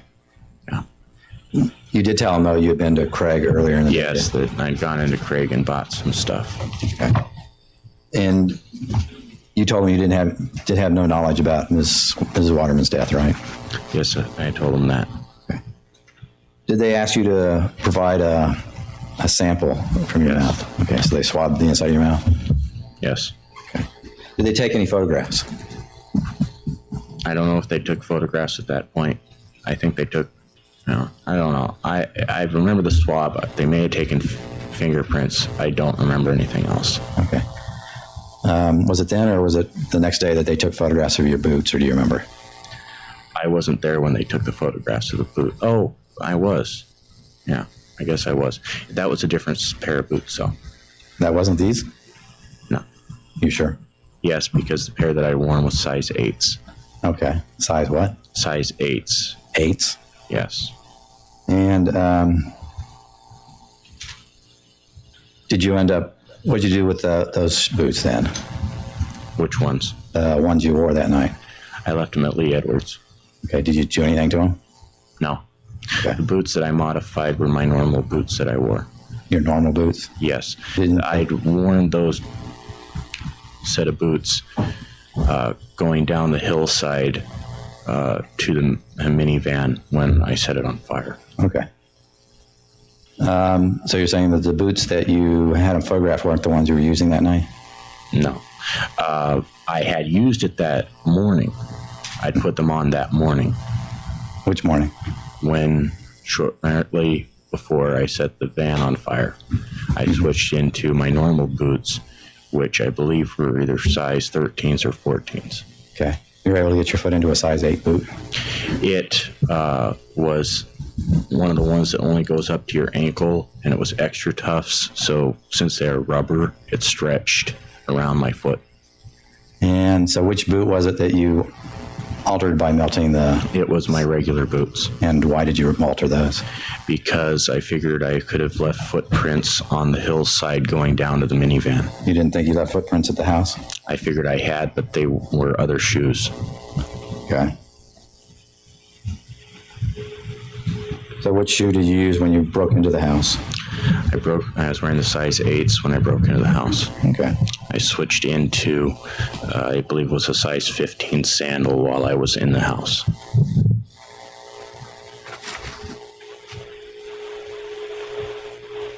Now, did you get rid of any other evidence as well?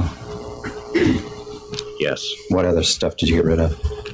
I got rid of my coat, the jeans that I'd worn, and I think that was it. Okay, and how did you do that? I went and stuffed it under a stump. Okay. Did you burn anything else? No. Okay. You didn't burn anything in the wood stove at the... That was simply something I told the police. Okay. What did you tell them that you burned there? I think I just said I burned everything. in the wood stove? Yeah, I think all the evidence, I think I just said that I'd burned it there. But the other stuff you said you left in a stump? I left the coat and the pants. The rest of the stuff I'd burned out by the pickup truck. Okay. Did you burn all the stuff there, or did you you said you put some stuff in in a stump? That was the coat and the pants. Okay. And that was left at the Harris River area where you'd burnt your other stuff? No. Okay. When did you leave? When did you hide the stuff in the stumps? After the police talked to me. Okay, the first time? Yes. Either Monday or Tuesday? Yeah. And how close to Lee Edwards' house was it that you hid the stuff? Within a mile. Okay. But it wasn't near where you burnt the other stuff? No. Okay. And was that the stuff that you lied to the troopers and said that you had burned in the wood stove? Yeah. Well, I basically had said everything I'd burned. Okay. I didn't bring up about the burn site. Okay. I said I burned it all on the stove.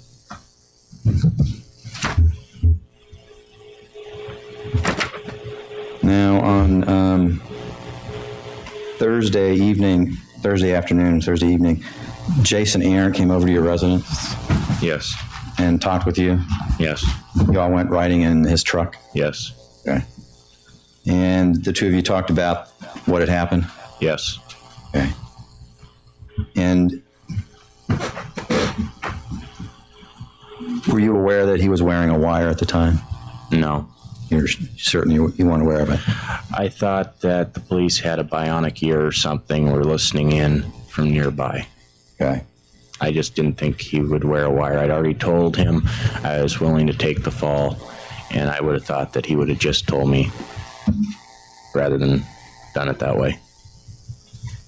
Okay. So you figured that the police were out there recording what you were saying? I walked up to one of the vehicles and asked some questions.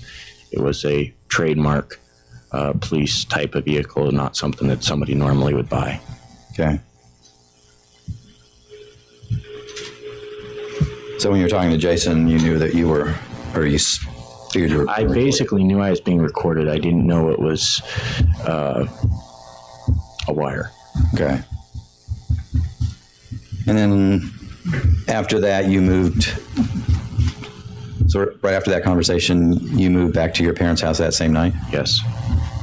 And it was that night that the troopers contacted you in Thorn Bay and interviewed you again and then arrested you? Yes. Okay.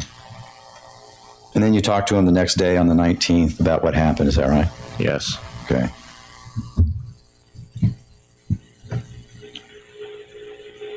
And when you were talking with the troopers, you described this as a, quote, cold-blooded, quote. Is that still your view? It was a murder. At the same time, at that time, I was trying to take the blame.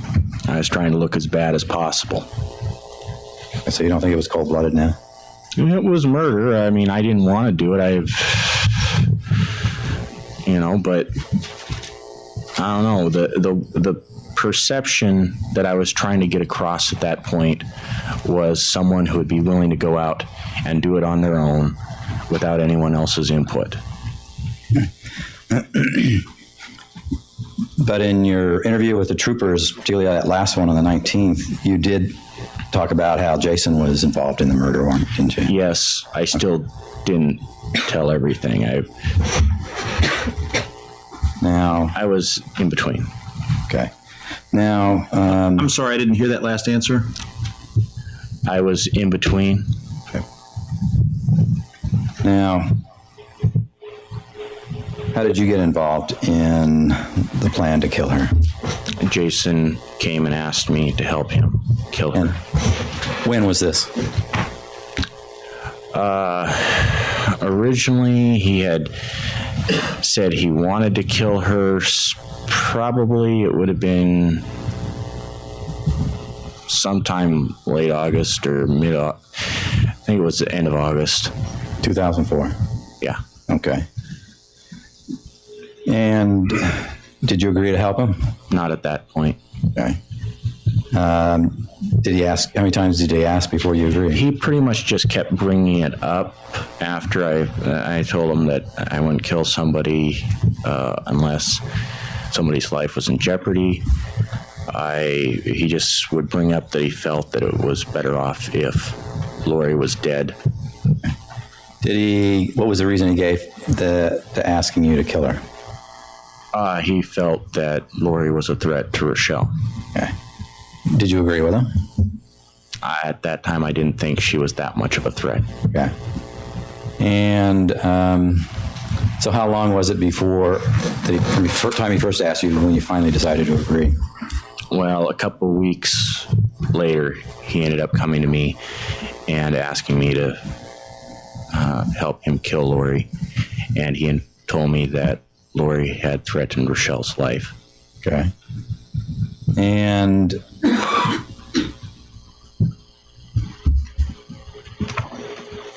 at that point, you then agreed to get involved in her killing. Yes, I did. Who took the major role at that point?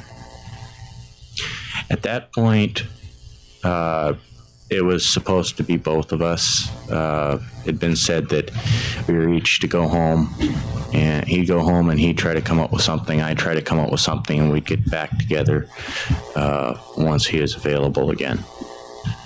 And did two of you come up with any plans? Yes.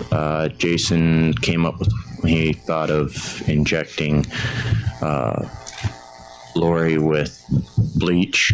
I'd brought up using my boat, my 36-foot boat, fixing it up, getting a skiff, taking Lauri out in the boat, and filling a tub full of cement and throwing her overboard.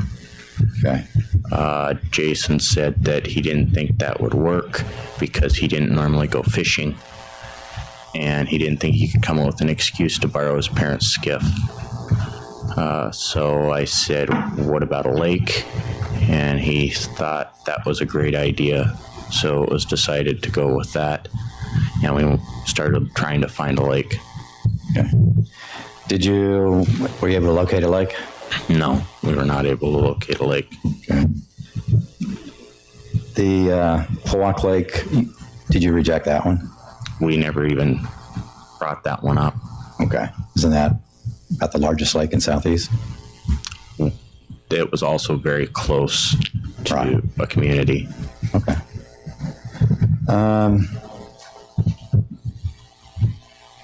Was there, did either of you come up with any plans about using explosives? That was listed at the end. I think it was November. Basically, Jason said he needed a plan, and so I listed every possible thing I could think of, everything I'd seen on TV, anything possible, and let him pick one. Was blackmail one of them? That was not included in that list. That had been something that had been brought up in the past. Okay. As a possible alternative. And when did you come up with the idea for the DWI plan? Originally, what I'd come up with was simply a car accident. Okay. Jason suggested getting her drunk and decided that he wanted it outside of town. So we ended up going out until we found a location that satisfied him. And that was the scene where you killed Ms. Waterman? yes. Okay. Was that decided shortly before you actually committed the crime? Probably a week. A week? And how did you find out that Ms. Waterman was going to be home, or before you say this, why'd you pick the weekend of November 13th and 14th? Because Doc Waterman was going to be out of town and Rachelle Waterman was going to be at a tournament. And how did you know that? Jason told me. Okay. And did he tell you how he found out that information?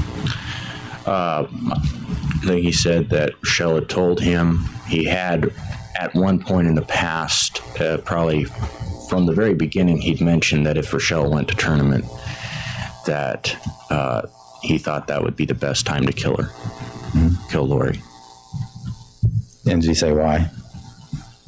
He didn't say why. He just said he thought that would be the best time. Okay. And when did you find out that Doc Waterman would be out of town? Jason just told me somewhere in a week and a half before the murder. And when is it that you finally decided that you would go on it? Was it? Well, we had discussed, what do you mean? The final go, you said, Jason, come over Saturday night or Saturday afternoon and we'll get the stuff and go. When was that? There really wasn't any time when it was discussed about not going. I brought that up when Jason originally mentioned it to me and said that he wanted it done on that date, but I had been rather forceful trying to see if we could wait till December at least, and he said that he didn't think there'd be another chance. Okay.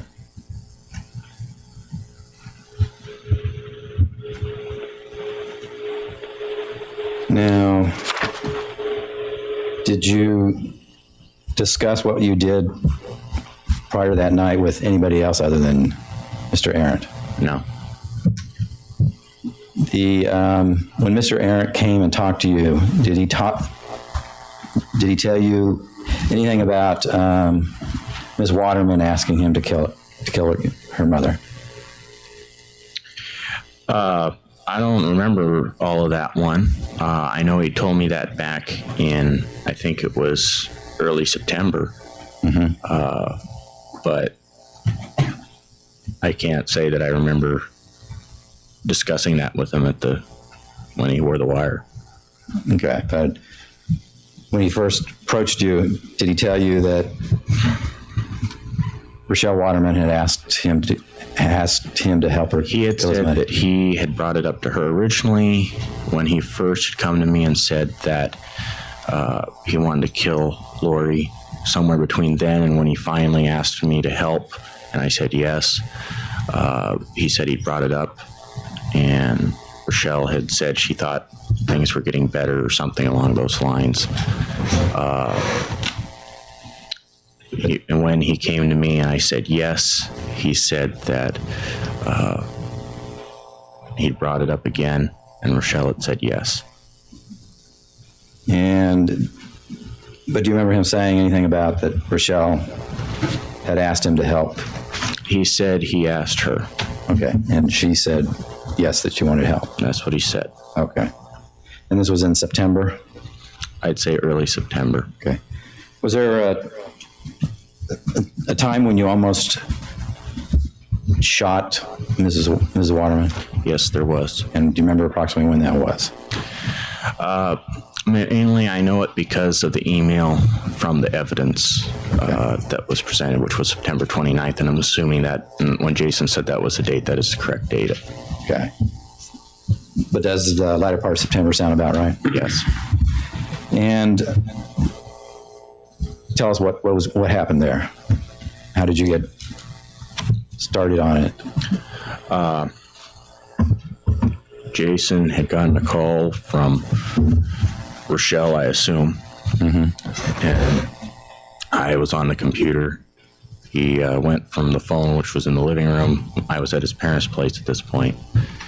He went back through the hallway to his room, and I heard the sound of a rifle being loaded. And just because things that had happened up to that point, I basically assumed that it had something to do with Lauri. So I went back, and he was in his room loading a rifle. And I was concerned that if I told him that I wasn't going to let him do it, he'd shoot me.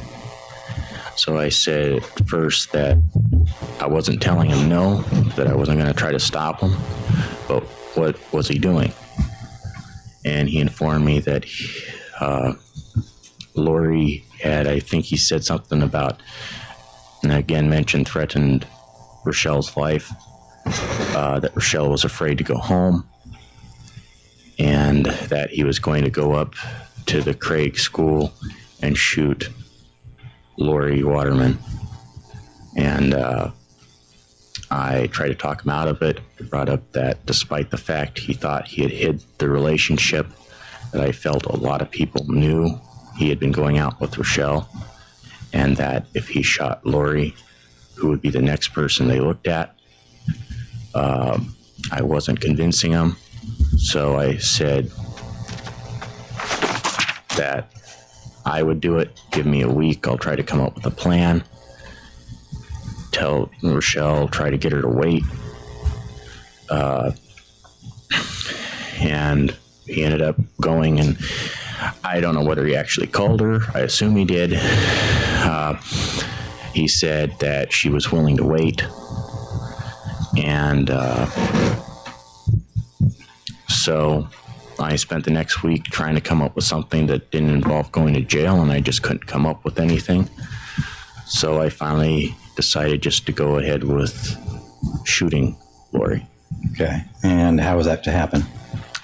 I was going to set up across from the school where the school road comes down to the main road. Lauri took Rachelle regularly to volleyball practice, I think it was. And I was going to shoot her when she came out after dropping Rachelle off. Okay. And where was she going to be at when you shot her? Where was who? Mrs. Waterman. Lauri? No, yes, Lauri Waterman. I figured she would stop at the stop sign where the road met the main road, and that I would have a fraction of a second then. What kind of weapon were you planning on using? A 30-30 Model 94 lever action Winchester. Okay. You thought that would be enough to get through the window and that being It's a 30 caliber round. It can stop a bear. Okay. And is that the one that, but you never went through with that? No. Okay.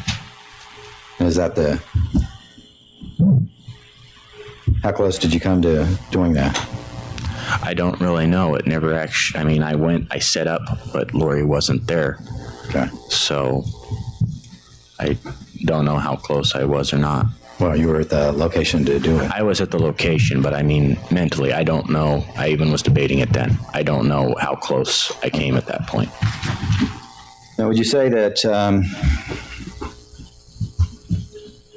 you were mostly involved in, that you did most of the planning and stuff of this murder plot? I said that, but it was pretty much equal. I brought some stuff up, but Jason brought things up too. What other things? Did you do anything else to try to kill her, Mrs. Waterman, Lauri Waterman?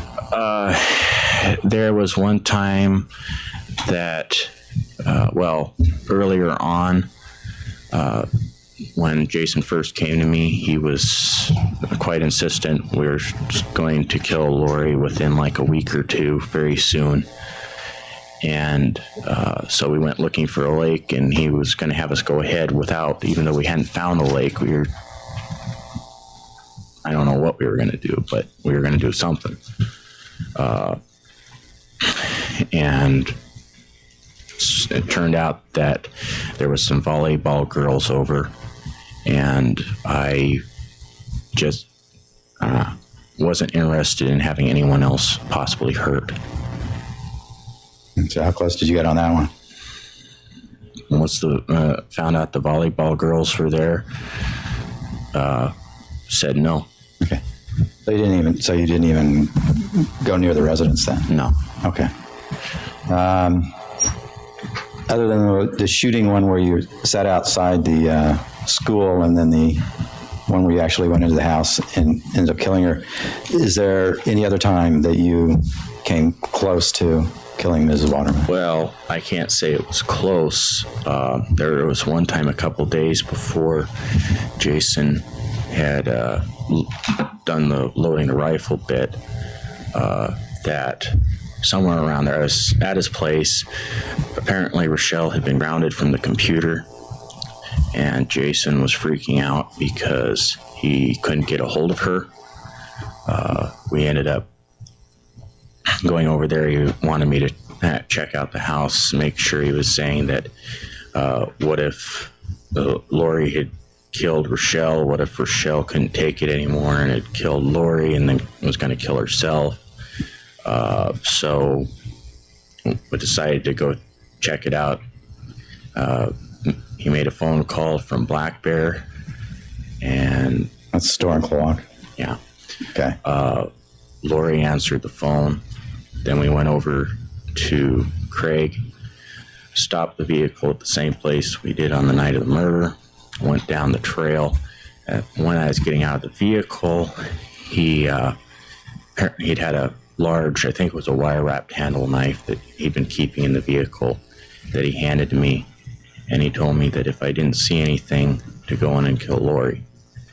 And so I went down, and I was standing in front of the house looking. I couldn't see anything, but I just wasn't ready to kill anybody yet. So after a few minutes of waiting to see something, I didn't see anything. I went back up, got back in the vehicle. Okay. Now, you were interviewed by the troopers on that Friday, weren't you? At your arrest. Friday after your arrest. I really am not good at dates. I know they questioned me several times. That's all I know. All right. There was a final interview before you were first brought to court. You talked with the troopers at the Craig Police Department, didn't you? Which one? I think it was the same. You were arraigned on I think it was Friday afternoon. It was shortly before then that they. I really can't recollect. I know I talked to him. I talked to him several times. That's all I know. On that last interview, you talked to him. They asked you about the conspiracy and stuff, and you gave them a different explanation than what you talked about here. Yes. Okay. As I said, I hadn't read the police reports yet. I hadn't realized exactly what Jason had said or the way that he was going. And at that point, I was still willing to take the majority of the blame. All right. Let me play this portion of your statement. Please. You can tell me if this is what you said.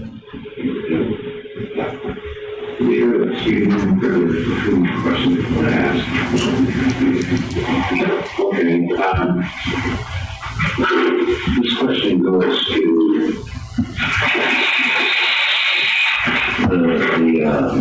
how this plan came together. I mean, obviously, we arrested Jason. We talked about before that. And he admitted to a number of other things. I just wanted to confirm this with you. First of all, essentially, he admits the fact he kind of planned or she getting rid of Lauri. That it was his idea initially that we ought to kill Lauri to help Rachelle deal with her problem. He planned it was she, but past that, he had nothing to do with any sort of planning. I mean, there wasn't one bit of this. It was his planning. Okay, so he was kind of the idea man, but you're the follow through. Yeah. So now I understand also, now that this, like you said last night, this occurred over a period of several weeks to a month, and you guys are quiet on this. You guys discuss different scenarios on how you're going to do this. Yes. How to get in the house, how to kill her. How to get in the house, where to take her out, how to take her out. Again, it wasn't really a discussion. I came up with different plans of what I was going to do. And there wasn't a plan that Jason actually came up with. Okay. So he's more like bouncing ideas on it. Yeah. Okay. So then he said, I mean, was the original plan we're going to make this a little bit harder? Okay, I'm going to skip through this just due to the audio quality being pretty bad for this. He's pretty much just reiterating what he's telling in court. It's not like he's hiding anything during his testimony or anything like that. So otherwise, I would definitely feel like we need to listen to this. But it sounds like he's pretty much just reiterating his plans and all the plans that fall through. So I'm going to skip ahead to see when he wraps back to his testimony. Important. You get involved with the killing of Lauri Waterman. Why'd you? Wire. I still in the police car that night. I tried to come up with that. Oh, maybe he didn't know. Maybe he thought it was blackmail. Even after he wore a wire, I was still trying to cover for him. If I was the one coming up with all the plans, I stated right there that I didn't like any of them. If I was the one calling the shots, why would we go ahead with plans that I didn't like?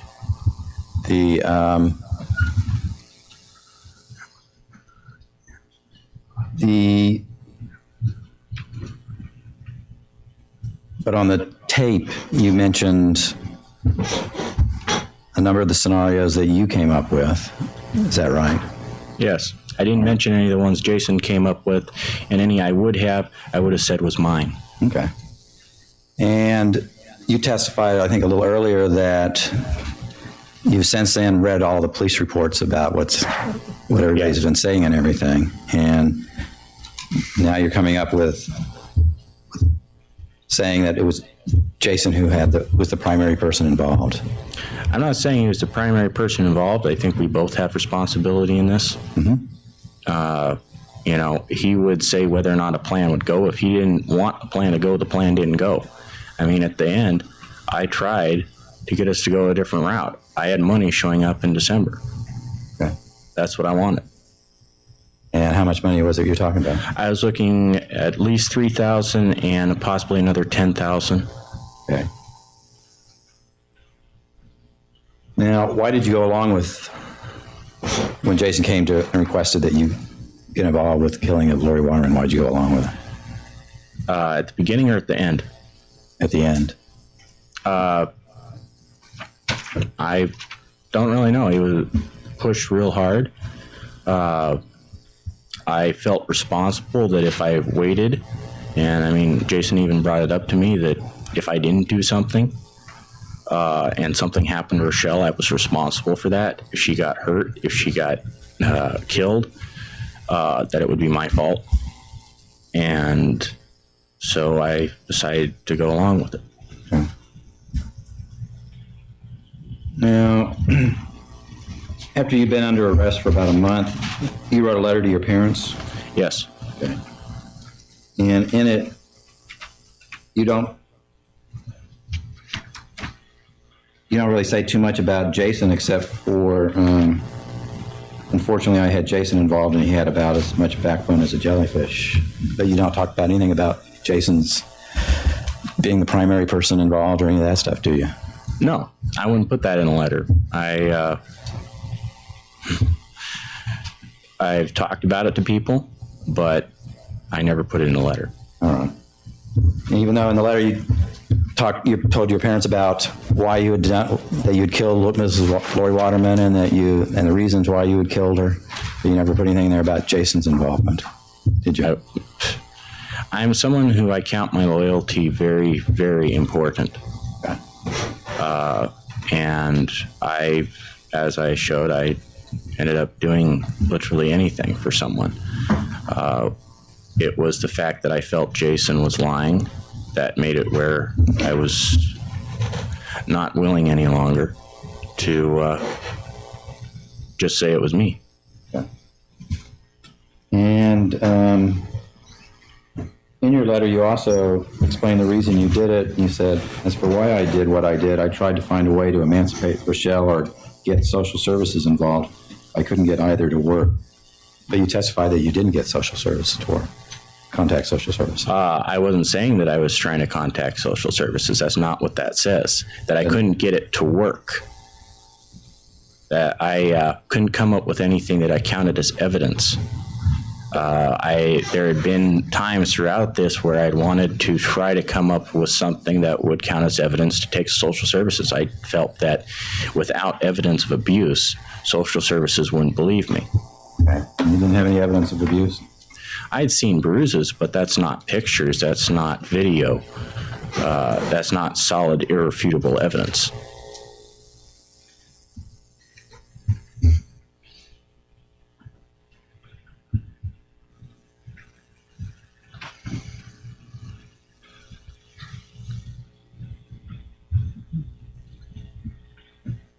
Now, in your letter, you also wrote, quote, I loved and still love Rachelle. I've always figured my life would be a small price to pay to protect the ones I love. Unfortunately, I had Jason involved, and he had about as much backbone as a jellyfish, unquote. Is that still your view? Yeah, I agree with the whole backbone of a jellyfish bit. He doesn't want to take responsibility for his part. Okay. But do you still love Rachelle? I assume so. I still care. Okay. And do you still feel your life is a small price to pay to protect her? If it was under different circumstances, yes. This was not one of them. Now,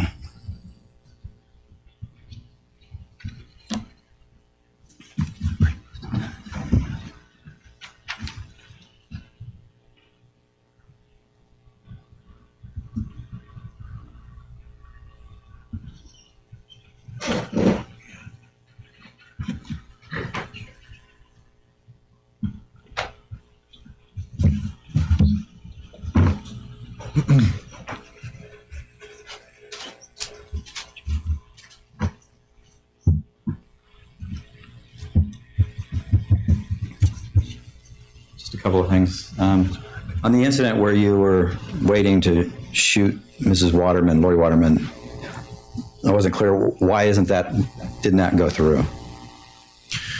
I was too late. Okay. I forgot a screw for my gun. All right. I went back for it.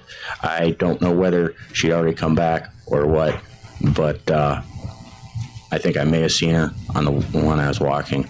But Okay. And your letter to your parents, you said, quote, I'm not saying what I did was right or wrong. I haven't come to a decision on that, unquote. Have you come to a conclusion yet? yes, for me, that was more of a question of why did I regret being in jail? Did I regret it because I was in jail, or did I regret it because I killed somebody? Okay. And I came to the conclusion, it took me about 5 or 6 months, but I came to the conclusion it was because I killed somebody. I can do the jail time. I've been in worse places, but killing someone is not something to be taken lightly. I don't have any other questions, Your Honor. Cross? Yeah.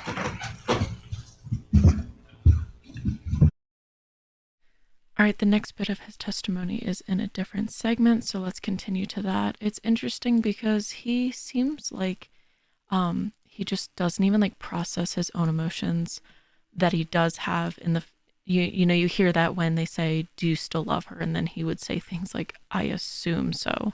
That's not a typical response for, whether you love someone or not.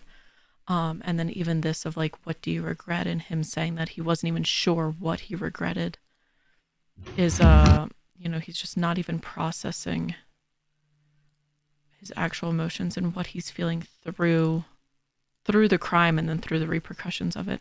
And it was interesting that he said under different circumstances, he would still stand by his decisions. I'm wondering what that means from his perspective, and what would have constituted his life being worth trading to protect someone else.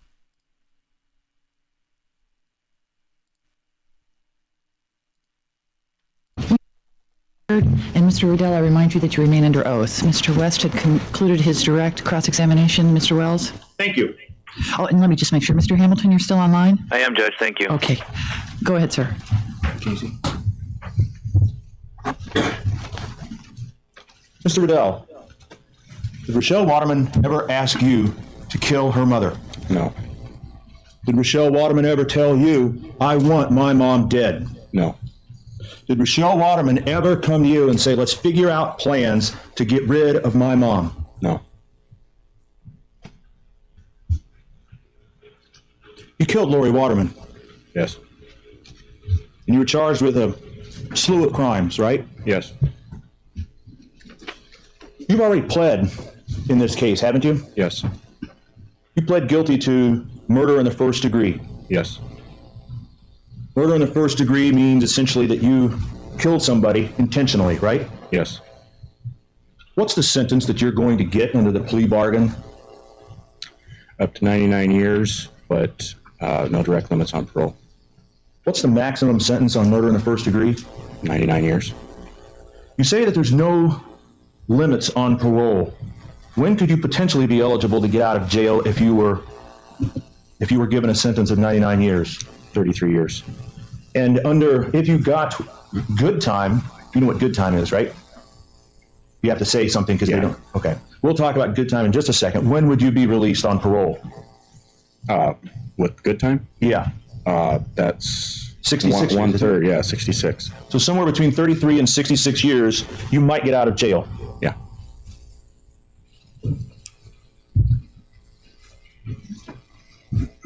Do you gain to benefit anything in one sense by testifying today? I agree to speak truthfully, but that's what I have to do on the stand anyway, so. And whatever happens, you're going to get 99 years, right? Yeah, maybe. I don't know. Oh, it's up to that. Yeah, 20 to 99.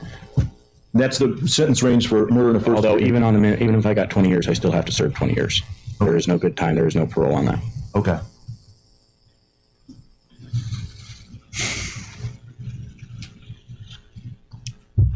I want to take some time and set up some events. You had described how you worked at a computer shop. Remember that? Yes. And I think you said you had that business for about a year and a half or so, right? Yeah. But only about a month and a half of that, you had an office that was there in. I had one other office for a little while, for a few months, but it was just kind of in the back of a little place. The big office was only a month and a half, maybe 2. Okay. That opened about the 23rd, 24th of June, something like that. Yeah. I'd rented it before that, but I didn't open until then. Okay. All right. I'll just put 6/23/24. CS for computer shop. Would that be okay? Open. And when did it close? August 10th.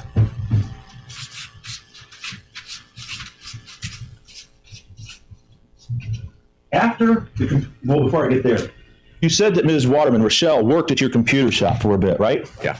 How much did she work at your computer shop? Every now and then when she wasn't working down at a clothes shop that she worked at, and Saturdays. So what, about one day a week maybe, if that? Sometimes more. It just depended. It was pretty much up to her. If she didn't want to come in, she didn't have to come in. It was mainly Saturdays that I needed covered. Okay. And at your shop, I think that you also said that you'd have games, people would come down and play and stuff? We'd play computer games, a variety, mainly strategy games. Did D&D once. John Wilburn introduced me to that. Okay. It was just a place to get together. A place to get together with John Wilburn and whoever wanted to come down. Ian showed up every now and then, Ian Lendrum. How old was Ian when he would show up? When he was showing up at my shop, he was 18. Okay. Would John Wilburn's brother come by? Once or twice he came by, but he was kind of young. So he was kind of what? Kind of young. I mean, I think he's like 12 or 13. Okay. So it was more of an older group, so it just made it awkward. When you say older group, you mean like 16, 17, 18, something like that? Yeah, but there was quite a few of us. Me, if Ian showed up, Jason, Ian's friend. What was Ian's friend's name? I saw it in the paperwork, but I just never really talked to him that much, so I can't. Would it be Gabe? Yeah. Okay. And how old was Gabe? I think he was 18 or 19. I don't know. I never asked. But I think he was over 18. Okay. And so during this roughly month and a half, that's when you guys would meet and play video games and D&D and stuff like that? Yeah. All right. Now, you said that you had a relationship that was romantic with Rachelle. Yes. And that was before this computer store opened? Yes. We ended up breaking up the day I opened the store. But she still worked at the store? Yeah. Basically, the way I see it is, if you're going to hire someone, it would have been unfair of me to fire her just because we broke up. That's not a good reason to do it. Did you guys still get along?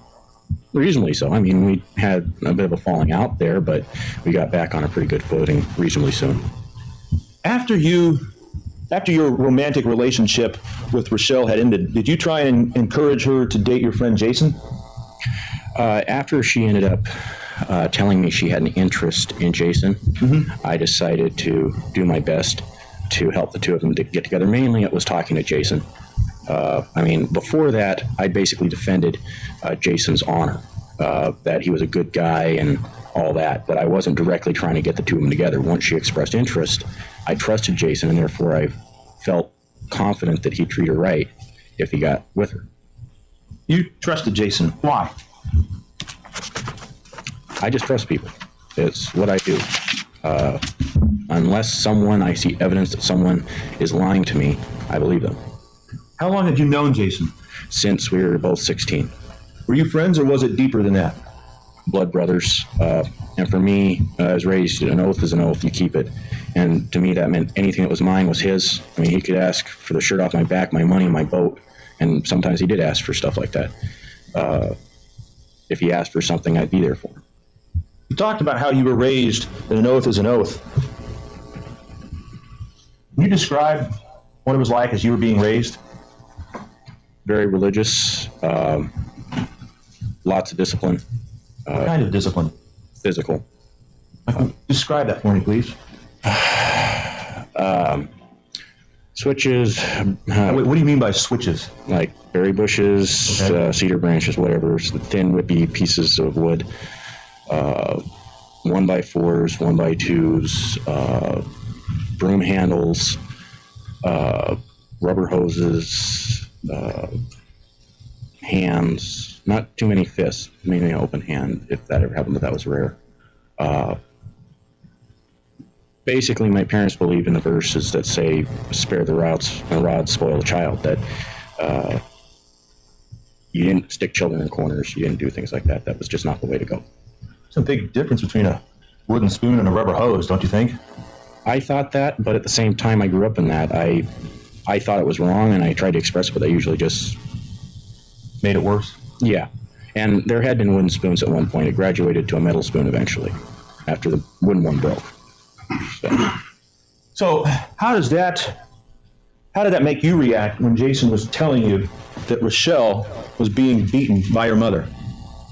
I have a major problem with people who abuse their children. It's just something that I don't like. And I was imagining what it was like for me. I thought about what it'd be like in her situation. I felt her situation was worse than mine because of the things that she'd related to me and then things Jason had been telling me. And I felt if it was that bad for me, how much worse can it be for her? You had said earlier on your testimony that when you were talking with her, she kind of described some problems with her mom. Remember that? Yeah. And you said that you hadn't thought that they were that bad. I didn't think they were bad enough to kill over. Okay. That's something, as I told Jason, I felt someone's life had to be in jeopardy and there had to be no other options. And that's what I originally told him. It wasn't until he ended up telling me that Lauri had threatened Rachelle's life. And while I was kind of iffy on the subject, I just didn't see any reason that he'd lie to me about something that serious. Did you not see any reason why he would lie to you because you were blood brothers? There was that, but I thought he was a good person. I thought that, he wouldn't lie about something like that. Okay. Now, did it ever occur to you that maybe Rachelle might have been exaggerating a little bit? Maybe she was... It had, but what had confirmed things for me was at the time she had told me some different things that Ian Landrum, her boyfriend, had been doing, which wasn't exactly abuse, but was just not being a nice boyfriend. And at about the same time, she's telling me about her mom. And when I went and confronted Ian about it, and because he was my friend and I felt I could see the way things were going with me and Rachelle, I was concerned and I felt I had to give an honest attempt to save Ian's relationship. When I went and talked to him about it, he simply admitted to everything that I brought up and defended it and didn't show any care about it. And I felt if she hadn't lied to me about that, I didn't feel that she had lied to me about the other. And the other thing was I was still, a little uncomfortable with it, but Jason ended up informing me at one point that Rachelle had her webcam on because he and her had chat with webcams, and that he had seen Lauri hitting Rachelle with a baseball bat. And that was kind of the final confirmation for me. To me, it was independent confirmation that it was happening.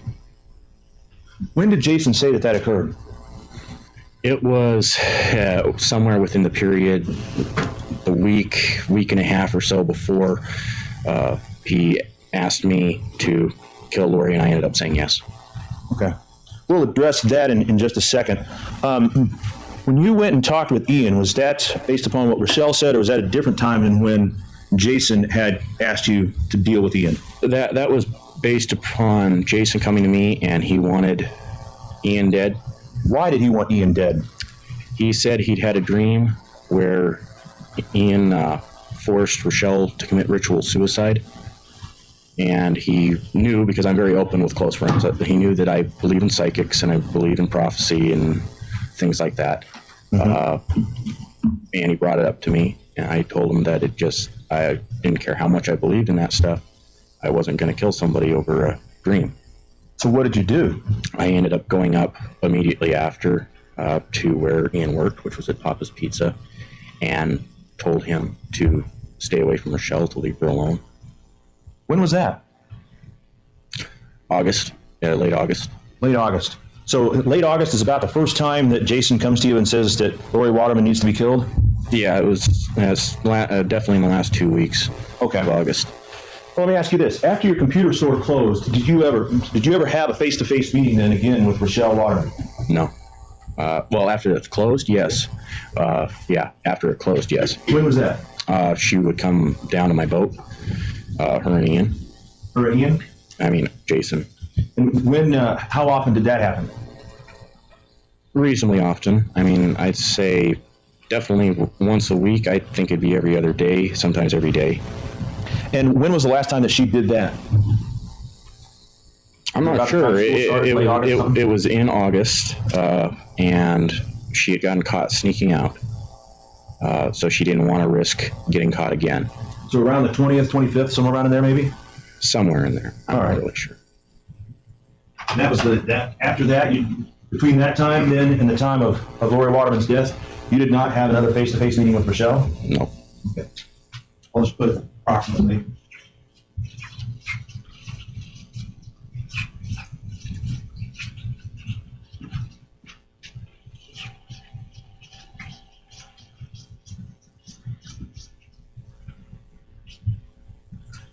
Now, when Rachelle was caught sneaking out, do you know what happened to her? Not really.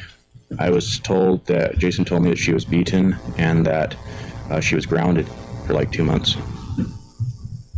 When she was grounded, what all did that entail? She could go to, at least as far as I know, again, all this at this point started coming through Jason. She could go to school, but she was to stay at home. I don't think at that point yet she'd been banned from the computer. That was later. I think she is still able to use the phone, but I'm not sure. So how much contact then, from what you know, did Rachelle and Jason have after that point? Almost nothing. They'd have a couple minutes every now and then when Jason was up at the play at the school. I'm not sure when that started. And before the play, I really don't know if he had any sort of real contact with her. Okay. So Rachelle grounded.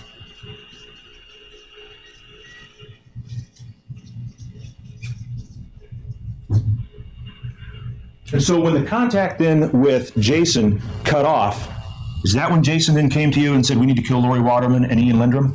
Looking back on it, that was about the time. At the time, I didn't even think about it because I wouldn't think a bad thing about him. So, but yeah, it was right around that time when he started to talk about it. Okay. But J.A. for Jason Arrant. No Lauri and Ian. But you didn't kill Ian, did you? Nope. You just went and talked to him, right? Yep. Because you didn't really think that anything that Ian had done was worthy of killing somebody over. I just didn't think he was a threat to Rachelle in that way. I didn't think that he would kill her. I really didn't think he'd maim her. I thought he might have been a little whacked out, but that was about it. Had you ever met Lauri Waterman? Once, I think she came into the shop to see Rachelle, and I ran into her when she was hosting. It was like a fair. I think it might have been the 4th of July fair. I don't know. But she was in a stand there selling some food and stuff. Did you introduce yourself or just buy some food and go on? I just bought some food. She'd already been to my shop. I had asked Doc Waterman's permission to hire Rachelle, so I assumed she knew who I was. Do you know Rachelle's birthday? No, sometime in August. Would August 26th sound all right? I had no clue. I think I read something about in the paper a little while ago that mentioned her birthday, but that was the first time I really knew her birthday. Jason had given me a different date for her birthday, so. What day did Jason give for her birthday? Sometime in September, he told me. He said when she came back from vacation, he said something about like she'd already turned 16 or something. When did she go on vacation, do you know? It was while the shop was open. I think it was September, but I'm not sure. The shop closed on the 10th of August. Yeah. So maybe before the 10th of August? Yeah, it was definitely before the 10th of August because they got together, or at least I'm assuming they got together because Jason told me they did, before it closed. They'd come and watch movies and stuff. And you said that Rachelle would sometimes sneak out and go down to your boat and meet with Jason. Yeah. Do you know what they would do? Jason told me they were having sex. At that time, Rachelle was 15, wasn't she? Now, looking at the dates, yes.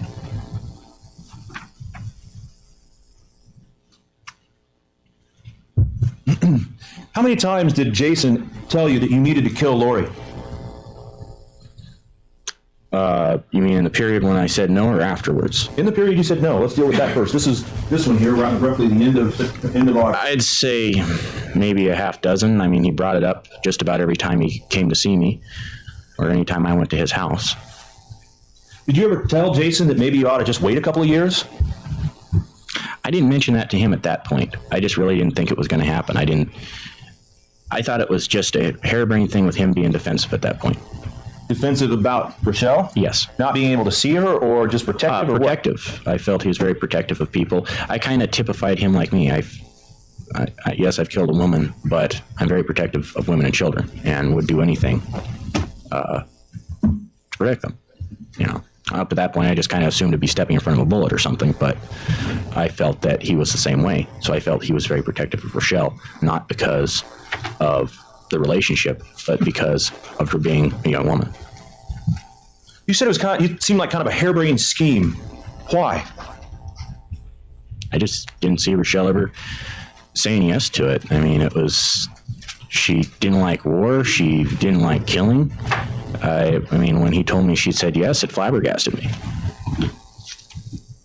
When did he tell you that she had said yes? Early September. All right, so I'll put 9:04.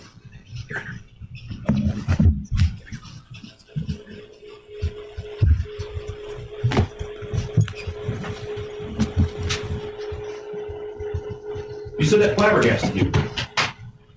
At that point, how long had you known Rachelle?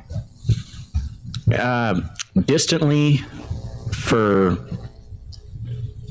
maybe a year and a half.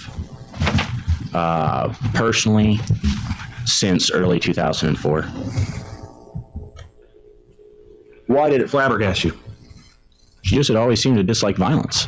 I mean, for instance, there was one time I was down at the shop where she worked, the clothes shop, and there was another young man there.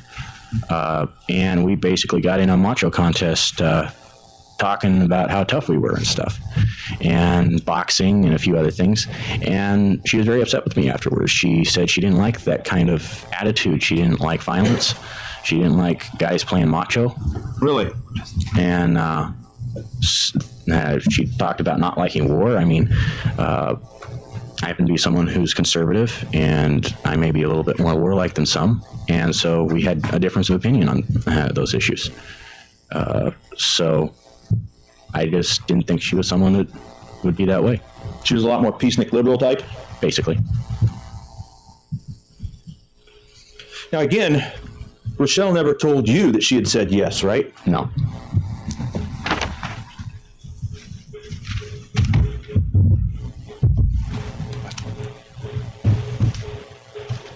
Now, at that point, once Jason tells you that Rachelle says yes, do you agree to go ahead with the plan?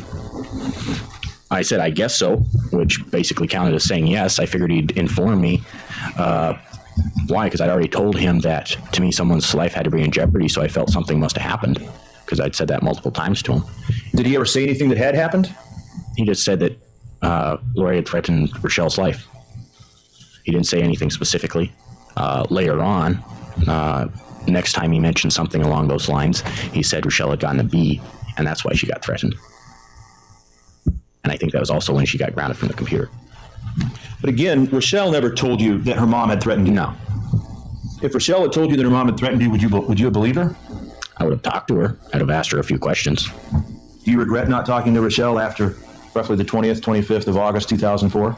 I regret most of it. I regret helping Jason get with her in the first place. You know, there's a lot of things I wish I had done and hadn't done. Is one of those that you wish you had talked to Rachelle? Even at the end, you know, I could have gone down there and talked to her and asked her, what's up? You know, is this really true? But I just didn't think Jason would lie. And he had been informing me that Rachelle didn't consider me a friend. He said that she was afraid to be in the same room with me. And he'd been telling me this from, I'd say, September, from when he got together with her. And that he was working on her to try to get her to like me again. And No, this was after he says that she had said yes? No, it was before the shop closed that he started telling me about the friendship thing. About that. That she didn't consider you a friend? Yeah. Oh, okay. I'll put that up here.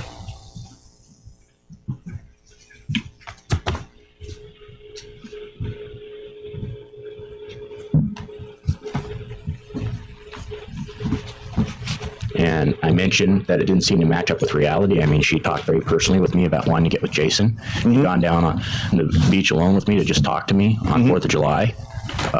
You know, it seemed to me like we were good pals, but I felt maybe that was just aberrations if she was feeling good that day or something. And just to be clear, when you said that you felt that you were good pals with Rachelle. Yeah.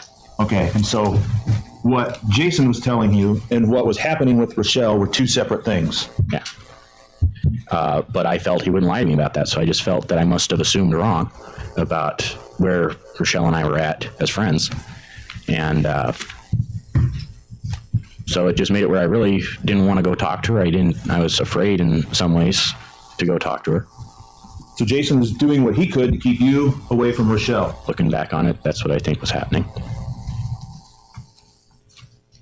You say you looked back on it. Does that include looking back on all of the police reports and interviews and everything in this case?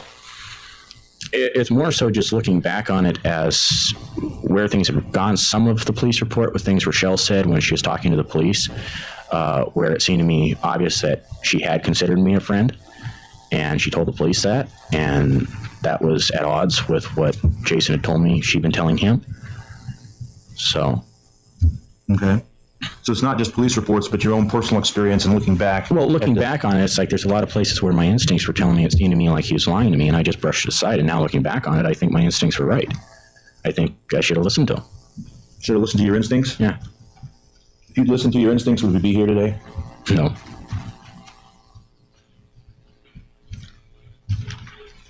From what you could see, or from what Jason would describe, did Jason try and keep Rachelle from other people besides you?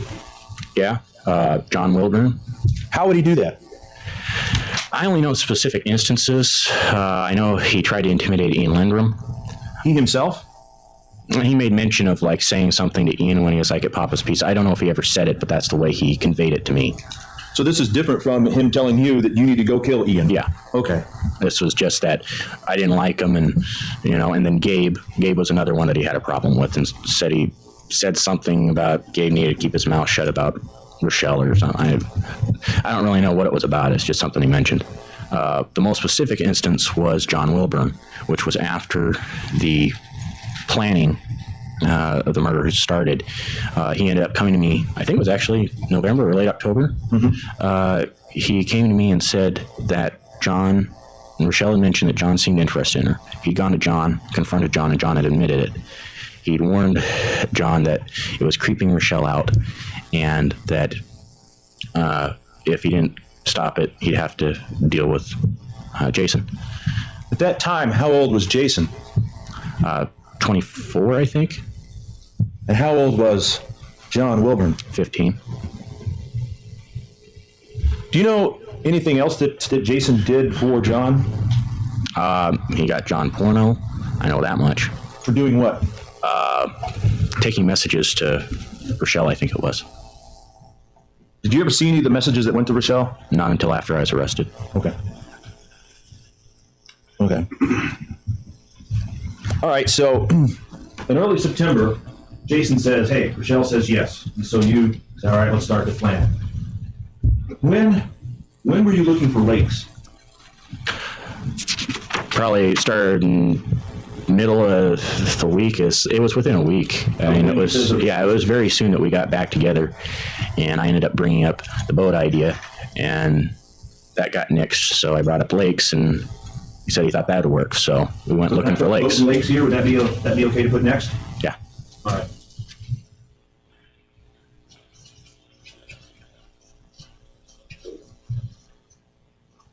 Now, you said that you were driving around looking for lakes. Yeah. I knew of a place called Foot Lake. Yeah? That we trapped at when I was a kid, but I didn't have any clue without a map where it was, so we just started hunting peck up roads, and didn't find any lakes. Did Rachelle ever go out with you when you drove up looking for lakes? No. Did Rachelle ever give you names of lakes that might be a good place to hide a body? No. Did Rachelle ever make suggestions to you about ways to maybe get her mom on the boat? No. Did Rachelle ever make suggestions about how to get her mom into the tub? No. Did Jason ever say that? Did Jason ever say, hey, Rachelle thinks this, or Rachelle thinks that we ought to do that? No. He just says Rachelle thinks that we ought to go ahead with the planning to kill Lauri Waterman. Yeah. Okay. What happened after you discussed boats and lakes and things like that? Well, we couldn't find the lakes, but there's a plan. It was a weekend. I don't know which weekend. It was somewhere in there that Rachelle wasn't even going to be out of town. It was just, I think Doc was out of town, and Jason wanted to go ahead with it right then and there. So the plan was to go grab Lauri. He didn't really have any idea where in the world was going to put her. I mean, looking back on it, it was another pretty harebrained scheme. I mean, there really wasn't much planning at that stage. It was just, oh, we're going to do it. But then turned out that some volleyball girls were staying over, and they said that I wasn't willing to risk, as I termed it, collateral damage, other people being hurt. Okay, so volleyball would be next. Yeah. You put the girls volleyball team. Yeah, I think it was like he said 3-4 girls, something like that. All right, I'll put volleyball girls. Okay. Now you described a couple of times where you had made an attempt where Jason had given you a knife and said go in and kill Lauri Waterman. When did that happen? That was a couple days before the loading the gun incident. That was probably about 9 or 10 days before the 29th, so about the 19th or 20th. About the 19th or 20th.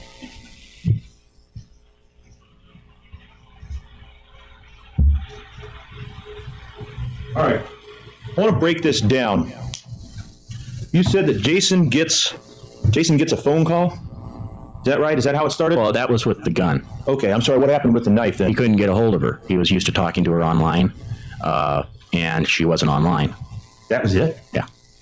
She's not online? Yeah. She's not online, and he drives over there and hands you a knife and says, go kill Lauri. Yeah.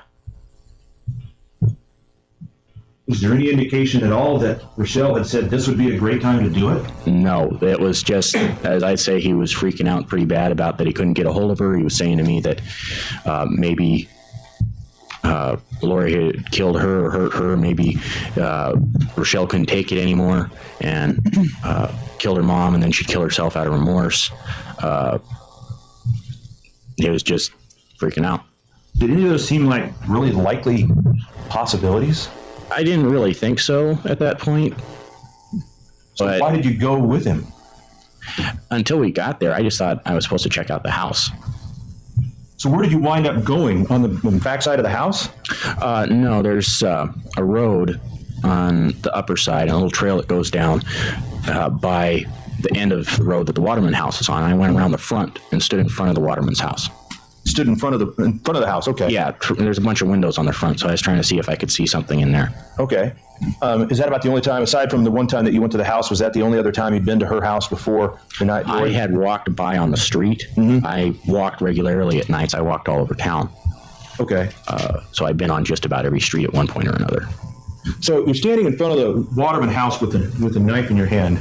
You said it's a knife with the wire cable handle. As far as I remember, yes. Is it one of those knives where they take the the big, thick wire cables, and they kind of compress them and shave them down and forge them into a knife? No. There's a type of knife that a lot of kids there get. That is just stainless steel, probably out of China. Got a wire wrapped handle, looks really cool. Usually has some sort of fancy work on the blade, like indentations or a split blade or something like that. This one was just a single blade. Okay. Was it very sharp? I didn't check. How long did you stand outside of the Waterman house looking in and thinking about this? Maybe 5 minutes. What made you decide to not do that? I just didn't want to kill somebody. I had been telling Jason from the start I didn't have any interest in killing someone, that I would like some other option. And at that point, I just wasn't able to go that far. I couldn't make myself. I'm sorry, what? I couldn't make myself. Let's talk about other options. One of the options that you all discussed was emancipation, right? Yeah. And you looked into that a little bit, right? Yeah, that was before Jason ended up mentioning wanting to kill Lauri or Ian. He'd been mentioning along the lines of, since he got with Rachelle, he'd been telling me that he wanted her to be emancipated. He'd been pushing for her to be emancipated once she hit 16. So Jason was the one agitating to have her emancipated? Yeah. Okay, I'm sorry. I thought that was later. So that's up about here?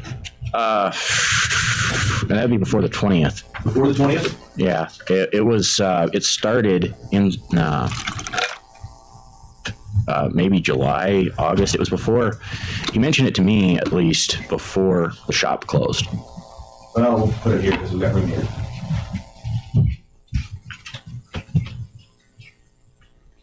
I don't have room to write Rachelle, so I'll just do RW. Is that okay? All right. You had talked about emancipation. What did you find out when you looked it up? That you had to be out of the home for 6 months on your own. Mm-hmm. You had to be able to show that you could financially support yourself on your own. I felt that if need be, the financial could do, because I would have been willing to give a job, even if it meant the last penny out of my pocket, something. Mm-hmm. But I didn't see how in the world the 6 months could. I mean, even mentioned on the sites that I was reading, and Jason was there too, we were on his computer, that the person who harbored a runaway could get in trouble for harboring a runaway. And I thought the cops could pretty much take someone, take them back and give them to the parents. I've been informed since then differently, but at that point, I didn't see any way that she could be out of the home for the 6 months, and Jason didn't seem to. And it just didn't look like it was going to work. So Jason's not willing to harbor a teenage runaway. I didn't even bring that up. I didn't think about it. Jason didn't bring it up. Oh, okay. Right. I mean, I mentioned maybe we could hire a lawyer, because I thought maybe, we weren't lawyers. We didn't know there might be a loophole somewhere. But Jason said he didn't have enough money, or I think he said we don't have enough money. So that was basically out of the picture. Jason bought a pretty nice computer around that point in time, didn't he? Soon after, he bought an Alienware computer that was, I think, approximately $3,000. I think it might have been like $250 a month or something. I'm not sure. And when you say an Alienware computer, was it was decked out for? Yeah. A $3,000 computer is a pretty good computer. It's decked out for high speed. Yeah. Three-dimensional gameplay. He had pretty much everything, the absolute top of the line of that time in there. So we had $250 a month to play video games, but not $250 a month to check out whether Rachelle could be emancipated instead of killing Lauri. Yeah. Objection, Your Honor. It's getting argumentative. I'm sorry? Argumentative. Sustained. Okay, so you go and you stand in front of the Waterman house with a knife for about 5 minutes and realize you don't want to do this, and then leave. You said, I think a couple of days after that was the gun incident? Yeah. And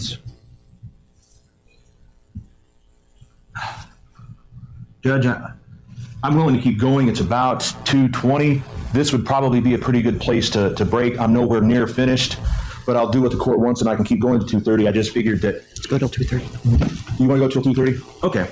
All right, so let's talk about the gun incident. You said this happened a couple of days later, right? Yeah. And this is when Jason gets the gun, right? Yeah. Okay. So this would be about the 21st or 22nd. I'd say 22nd, about 22nd. It was pretty much a week before the 29th. All right. And you're over at Jason's house? Yeah, his parents were gone, so I was over there playing video games. and his parents are gone and you're playing video games, and what happens? You mean about the incident? Yeah. He got a phone call. The phone was in the living room. I was on my computer. I was chatting with someone online at the time. And he set the phone down, and I heard it click. He went towards the hallway that goes to his room. He seemed pretty angry. And within a few seconds, I'd say less, pretty soon after he went down, I heard the sound of bullets loading in a rifle. And I made a comment to the person online that I need to go stop a friend of mine from doing something stupid. Now, let's break this down just a little bit. How long was Jason on the phone? Do you know? Not very. I don't think so anyway. I mean, I wasn't paying that much attention. He was on the phone, I'd say 5 minutes maybe. Okay. Did he ever tell you who he was on the phone with? He didn't say. I assumed from what he said after that and from the way he was acting, I assumed it was Rachelle that had called him. What did he say that made you assume that? He said that Lauri had threatened Rachelle's life and that Rachelle was afraid to go home. Did Jason ever tell you at any point that Rachelle was not interested in continuing a romantic relationship with him? He didn't directly tell me that she wasn't interested in continuing the relationship. He said he was worried that if, as he said, waited, that Rachelle wouldn't want to be with him anymore. Waited until when? Waited until she was 18. Why the concern to wait till 18? Well, apparently there had been conversations between him and Rachelle about waiting until she was 18 and then getting together, and then her parents wouldn't be so upset. But Jason didn't want to wait that long. He said he was afraid that Rachelle wouldn't want to be with him if he waited. When did he say that? He said that early November. Early November, so about a month and a half later. Yeah, it was around the same conversation. It may even been the same conversation where he brought up about John Wilburn. Okay. All right. So he grabs the rifle, and you hear the bolt slamming shut, and you go in and talk to him. What do you guys talk about? Well, first I told him that I wasn't telling him no, that I wasn't going to stop him because I was afraid that if I tried to stand in the way, that if he was willing to kill Lauri, he'd be willing to kill me and just go over the top of me. What? How was his demeanor? He seemed angry. You said that you've known him for about 10 years or so at this point. Had you ever seen him this angry? I don't think so. What's his temper like? He likes to yell a lot. There's been a couple of times. There was one time he didn't have any cigarettes that he got really angry. And what'd he do? He pounded on the bench that was in my office pretty hard. Yelled about not having cigarettes, and I told him I didn't have any money, so I couldn't buy him any. So. Okay. This was when the office was open? Yeah. All right. Did Jason smoke smoke drugs, smoke marijuana? Yes. Did he drink? Yes. How much? He drank more than I drank, but it didn't seem to be that much, maybe a couple beers. You guys ever talk about, before I get into that, did you have access to a cabin up by Thorn Bay? A what? A cabin? Cabin or a house or anything like that? A place we might be able to go up and spend a weekend kind of relaxing and drinking or anything? No. We used to drink on my boat. That was about it. On your boat? Yeah. Okay. So you're talking with him, and then he's got the gun, and he's pretty angry. How do you calm him down to the point that you know that he's not going to do something right then? I just kept trying to talk to him and explain to him that I just didn't think it'd work, that I thought Rachelle would get in trouble if he did it. But he's still there standing with the gun, so I thought it was pretty obvious that he wasn't convinced. Why did you think Rachelle would get in trouble if he did it? Because I didn't really think he'd done a very good job of hiding that he was with her. And I thought a lot of people knew that he was with her and therefore would put two and two together. That he was with Rachelle and he just walked into the school and shot Lauri Waterman. They would just naturally assume she had a hand in it. Yeah. To your knowledge, did Rachelle at that point, was she on the phone saying, "Come over and kill my mom because she threatened me"? He never specifically said that she said, "I want you to kill your mom." He seemed to connotate it that Rachelle wanted her mom dead. I mean, the plan essentially was supposed to still be in effect to kill Lauri. And there wasn't anything for me to think different. I mean, it just seemed to me continuing from where we'd left off maybe a week or two before. So you tell Jason that you'll take over and handle this for him? Yeah, that if I couldn't come up with anything else within a week, I'd do it myself. Why? Because I thought I was expendable. I've been having suicidal thoughts at that point. I was looking at getting sued. I still owe $60,000 or so. For what? Business crashed. Business partner didn't come through with money that he said that he was going to give me. I ended up investing everything I had. Contracts came due, and I couldn't pay them. I also couldn't pay for my shop, so I was getting sued for not paying the rent. Basically, I was living on a boat with no money. My power bill was already late. I didn't have food.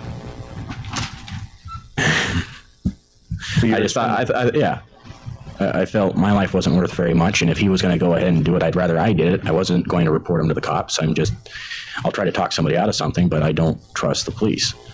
And I felt if he was going to go ahead and do it, I'd rather I went down for it than he would go down for it.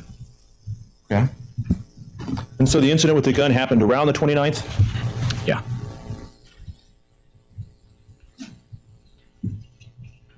Now it's about time to break. I'm sorry, what? Now it's about time to break. Okay, I'll just put BR for Brian Radel. Gun. Okay? Ladies and gentlemen, we'll go ahead and break, and of course this will be for a weekend. We'll reconvene 8:30 Monday morning. Please remember the admonition, and it's probably the toughest over a long weekend, but it's still not time to discuss the case even among yourselves. Avoid any media mention of the case. Don't conduct any outside investigations, including internet research. Keep an open mind. Again, evidence can only be presented one piece at a time. Avoid contact with the parties, the witnesses, and anybody you see in close proximity. And I assume, since I've heard nothing, that you haven't been bothered by persons insisting that they talk to you about the case or inadvertent contact about the case. All right. Thank you very much, and have a good weekend. We'll see you Monday morning. If Council and Ms. Waterman could stand by, Mr. Hamilton, we'll go ahead and hang up, and thank you, Mr. Radel. We'll see you Monday morning. Alrighty, we are finishing up here for today. This testimony was definitely very telling in the grand scheme of the case, and understanding either her role in it or her lack of role. It has definitely given me a different perspective on where she stands within the crime so far. It'll be interesting hearing Jason, the other guy that was partaking, and her boyfriend at the time, and his perspective on things that she either said or didn't say in relation to wanting her mother gone. So we will wrap up here today. As always, guys, I truly do love hearing all your guys' perspectives and appreciate you guys hanging out today. So I'll see you guys tomorrow around 1 p.m. EST to continue this trial with more testimonies, and we will look into the other killer's testimony, which is Jason, tomorrow. So have a fantastic rest of your day, and see you tomorrow.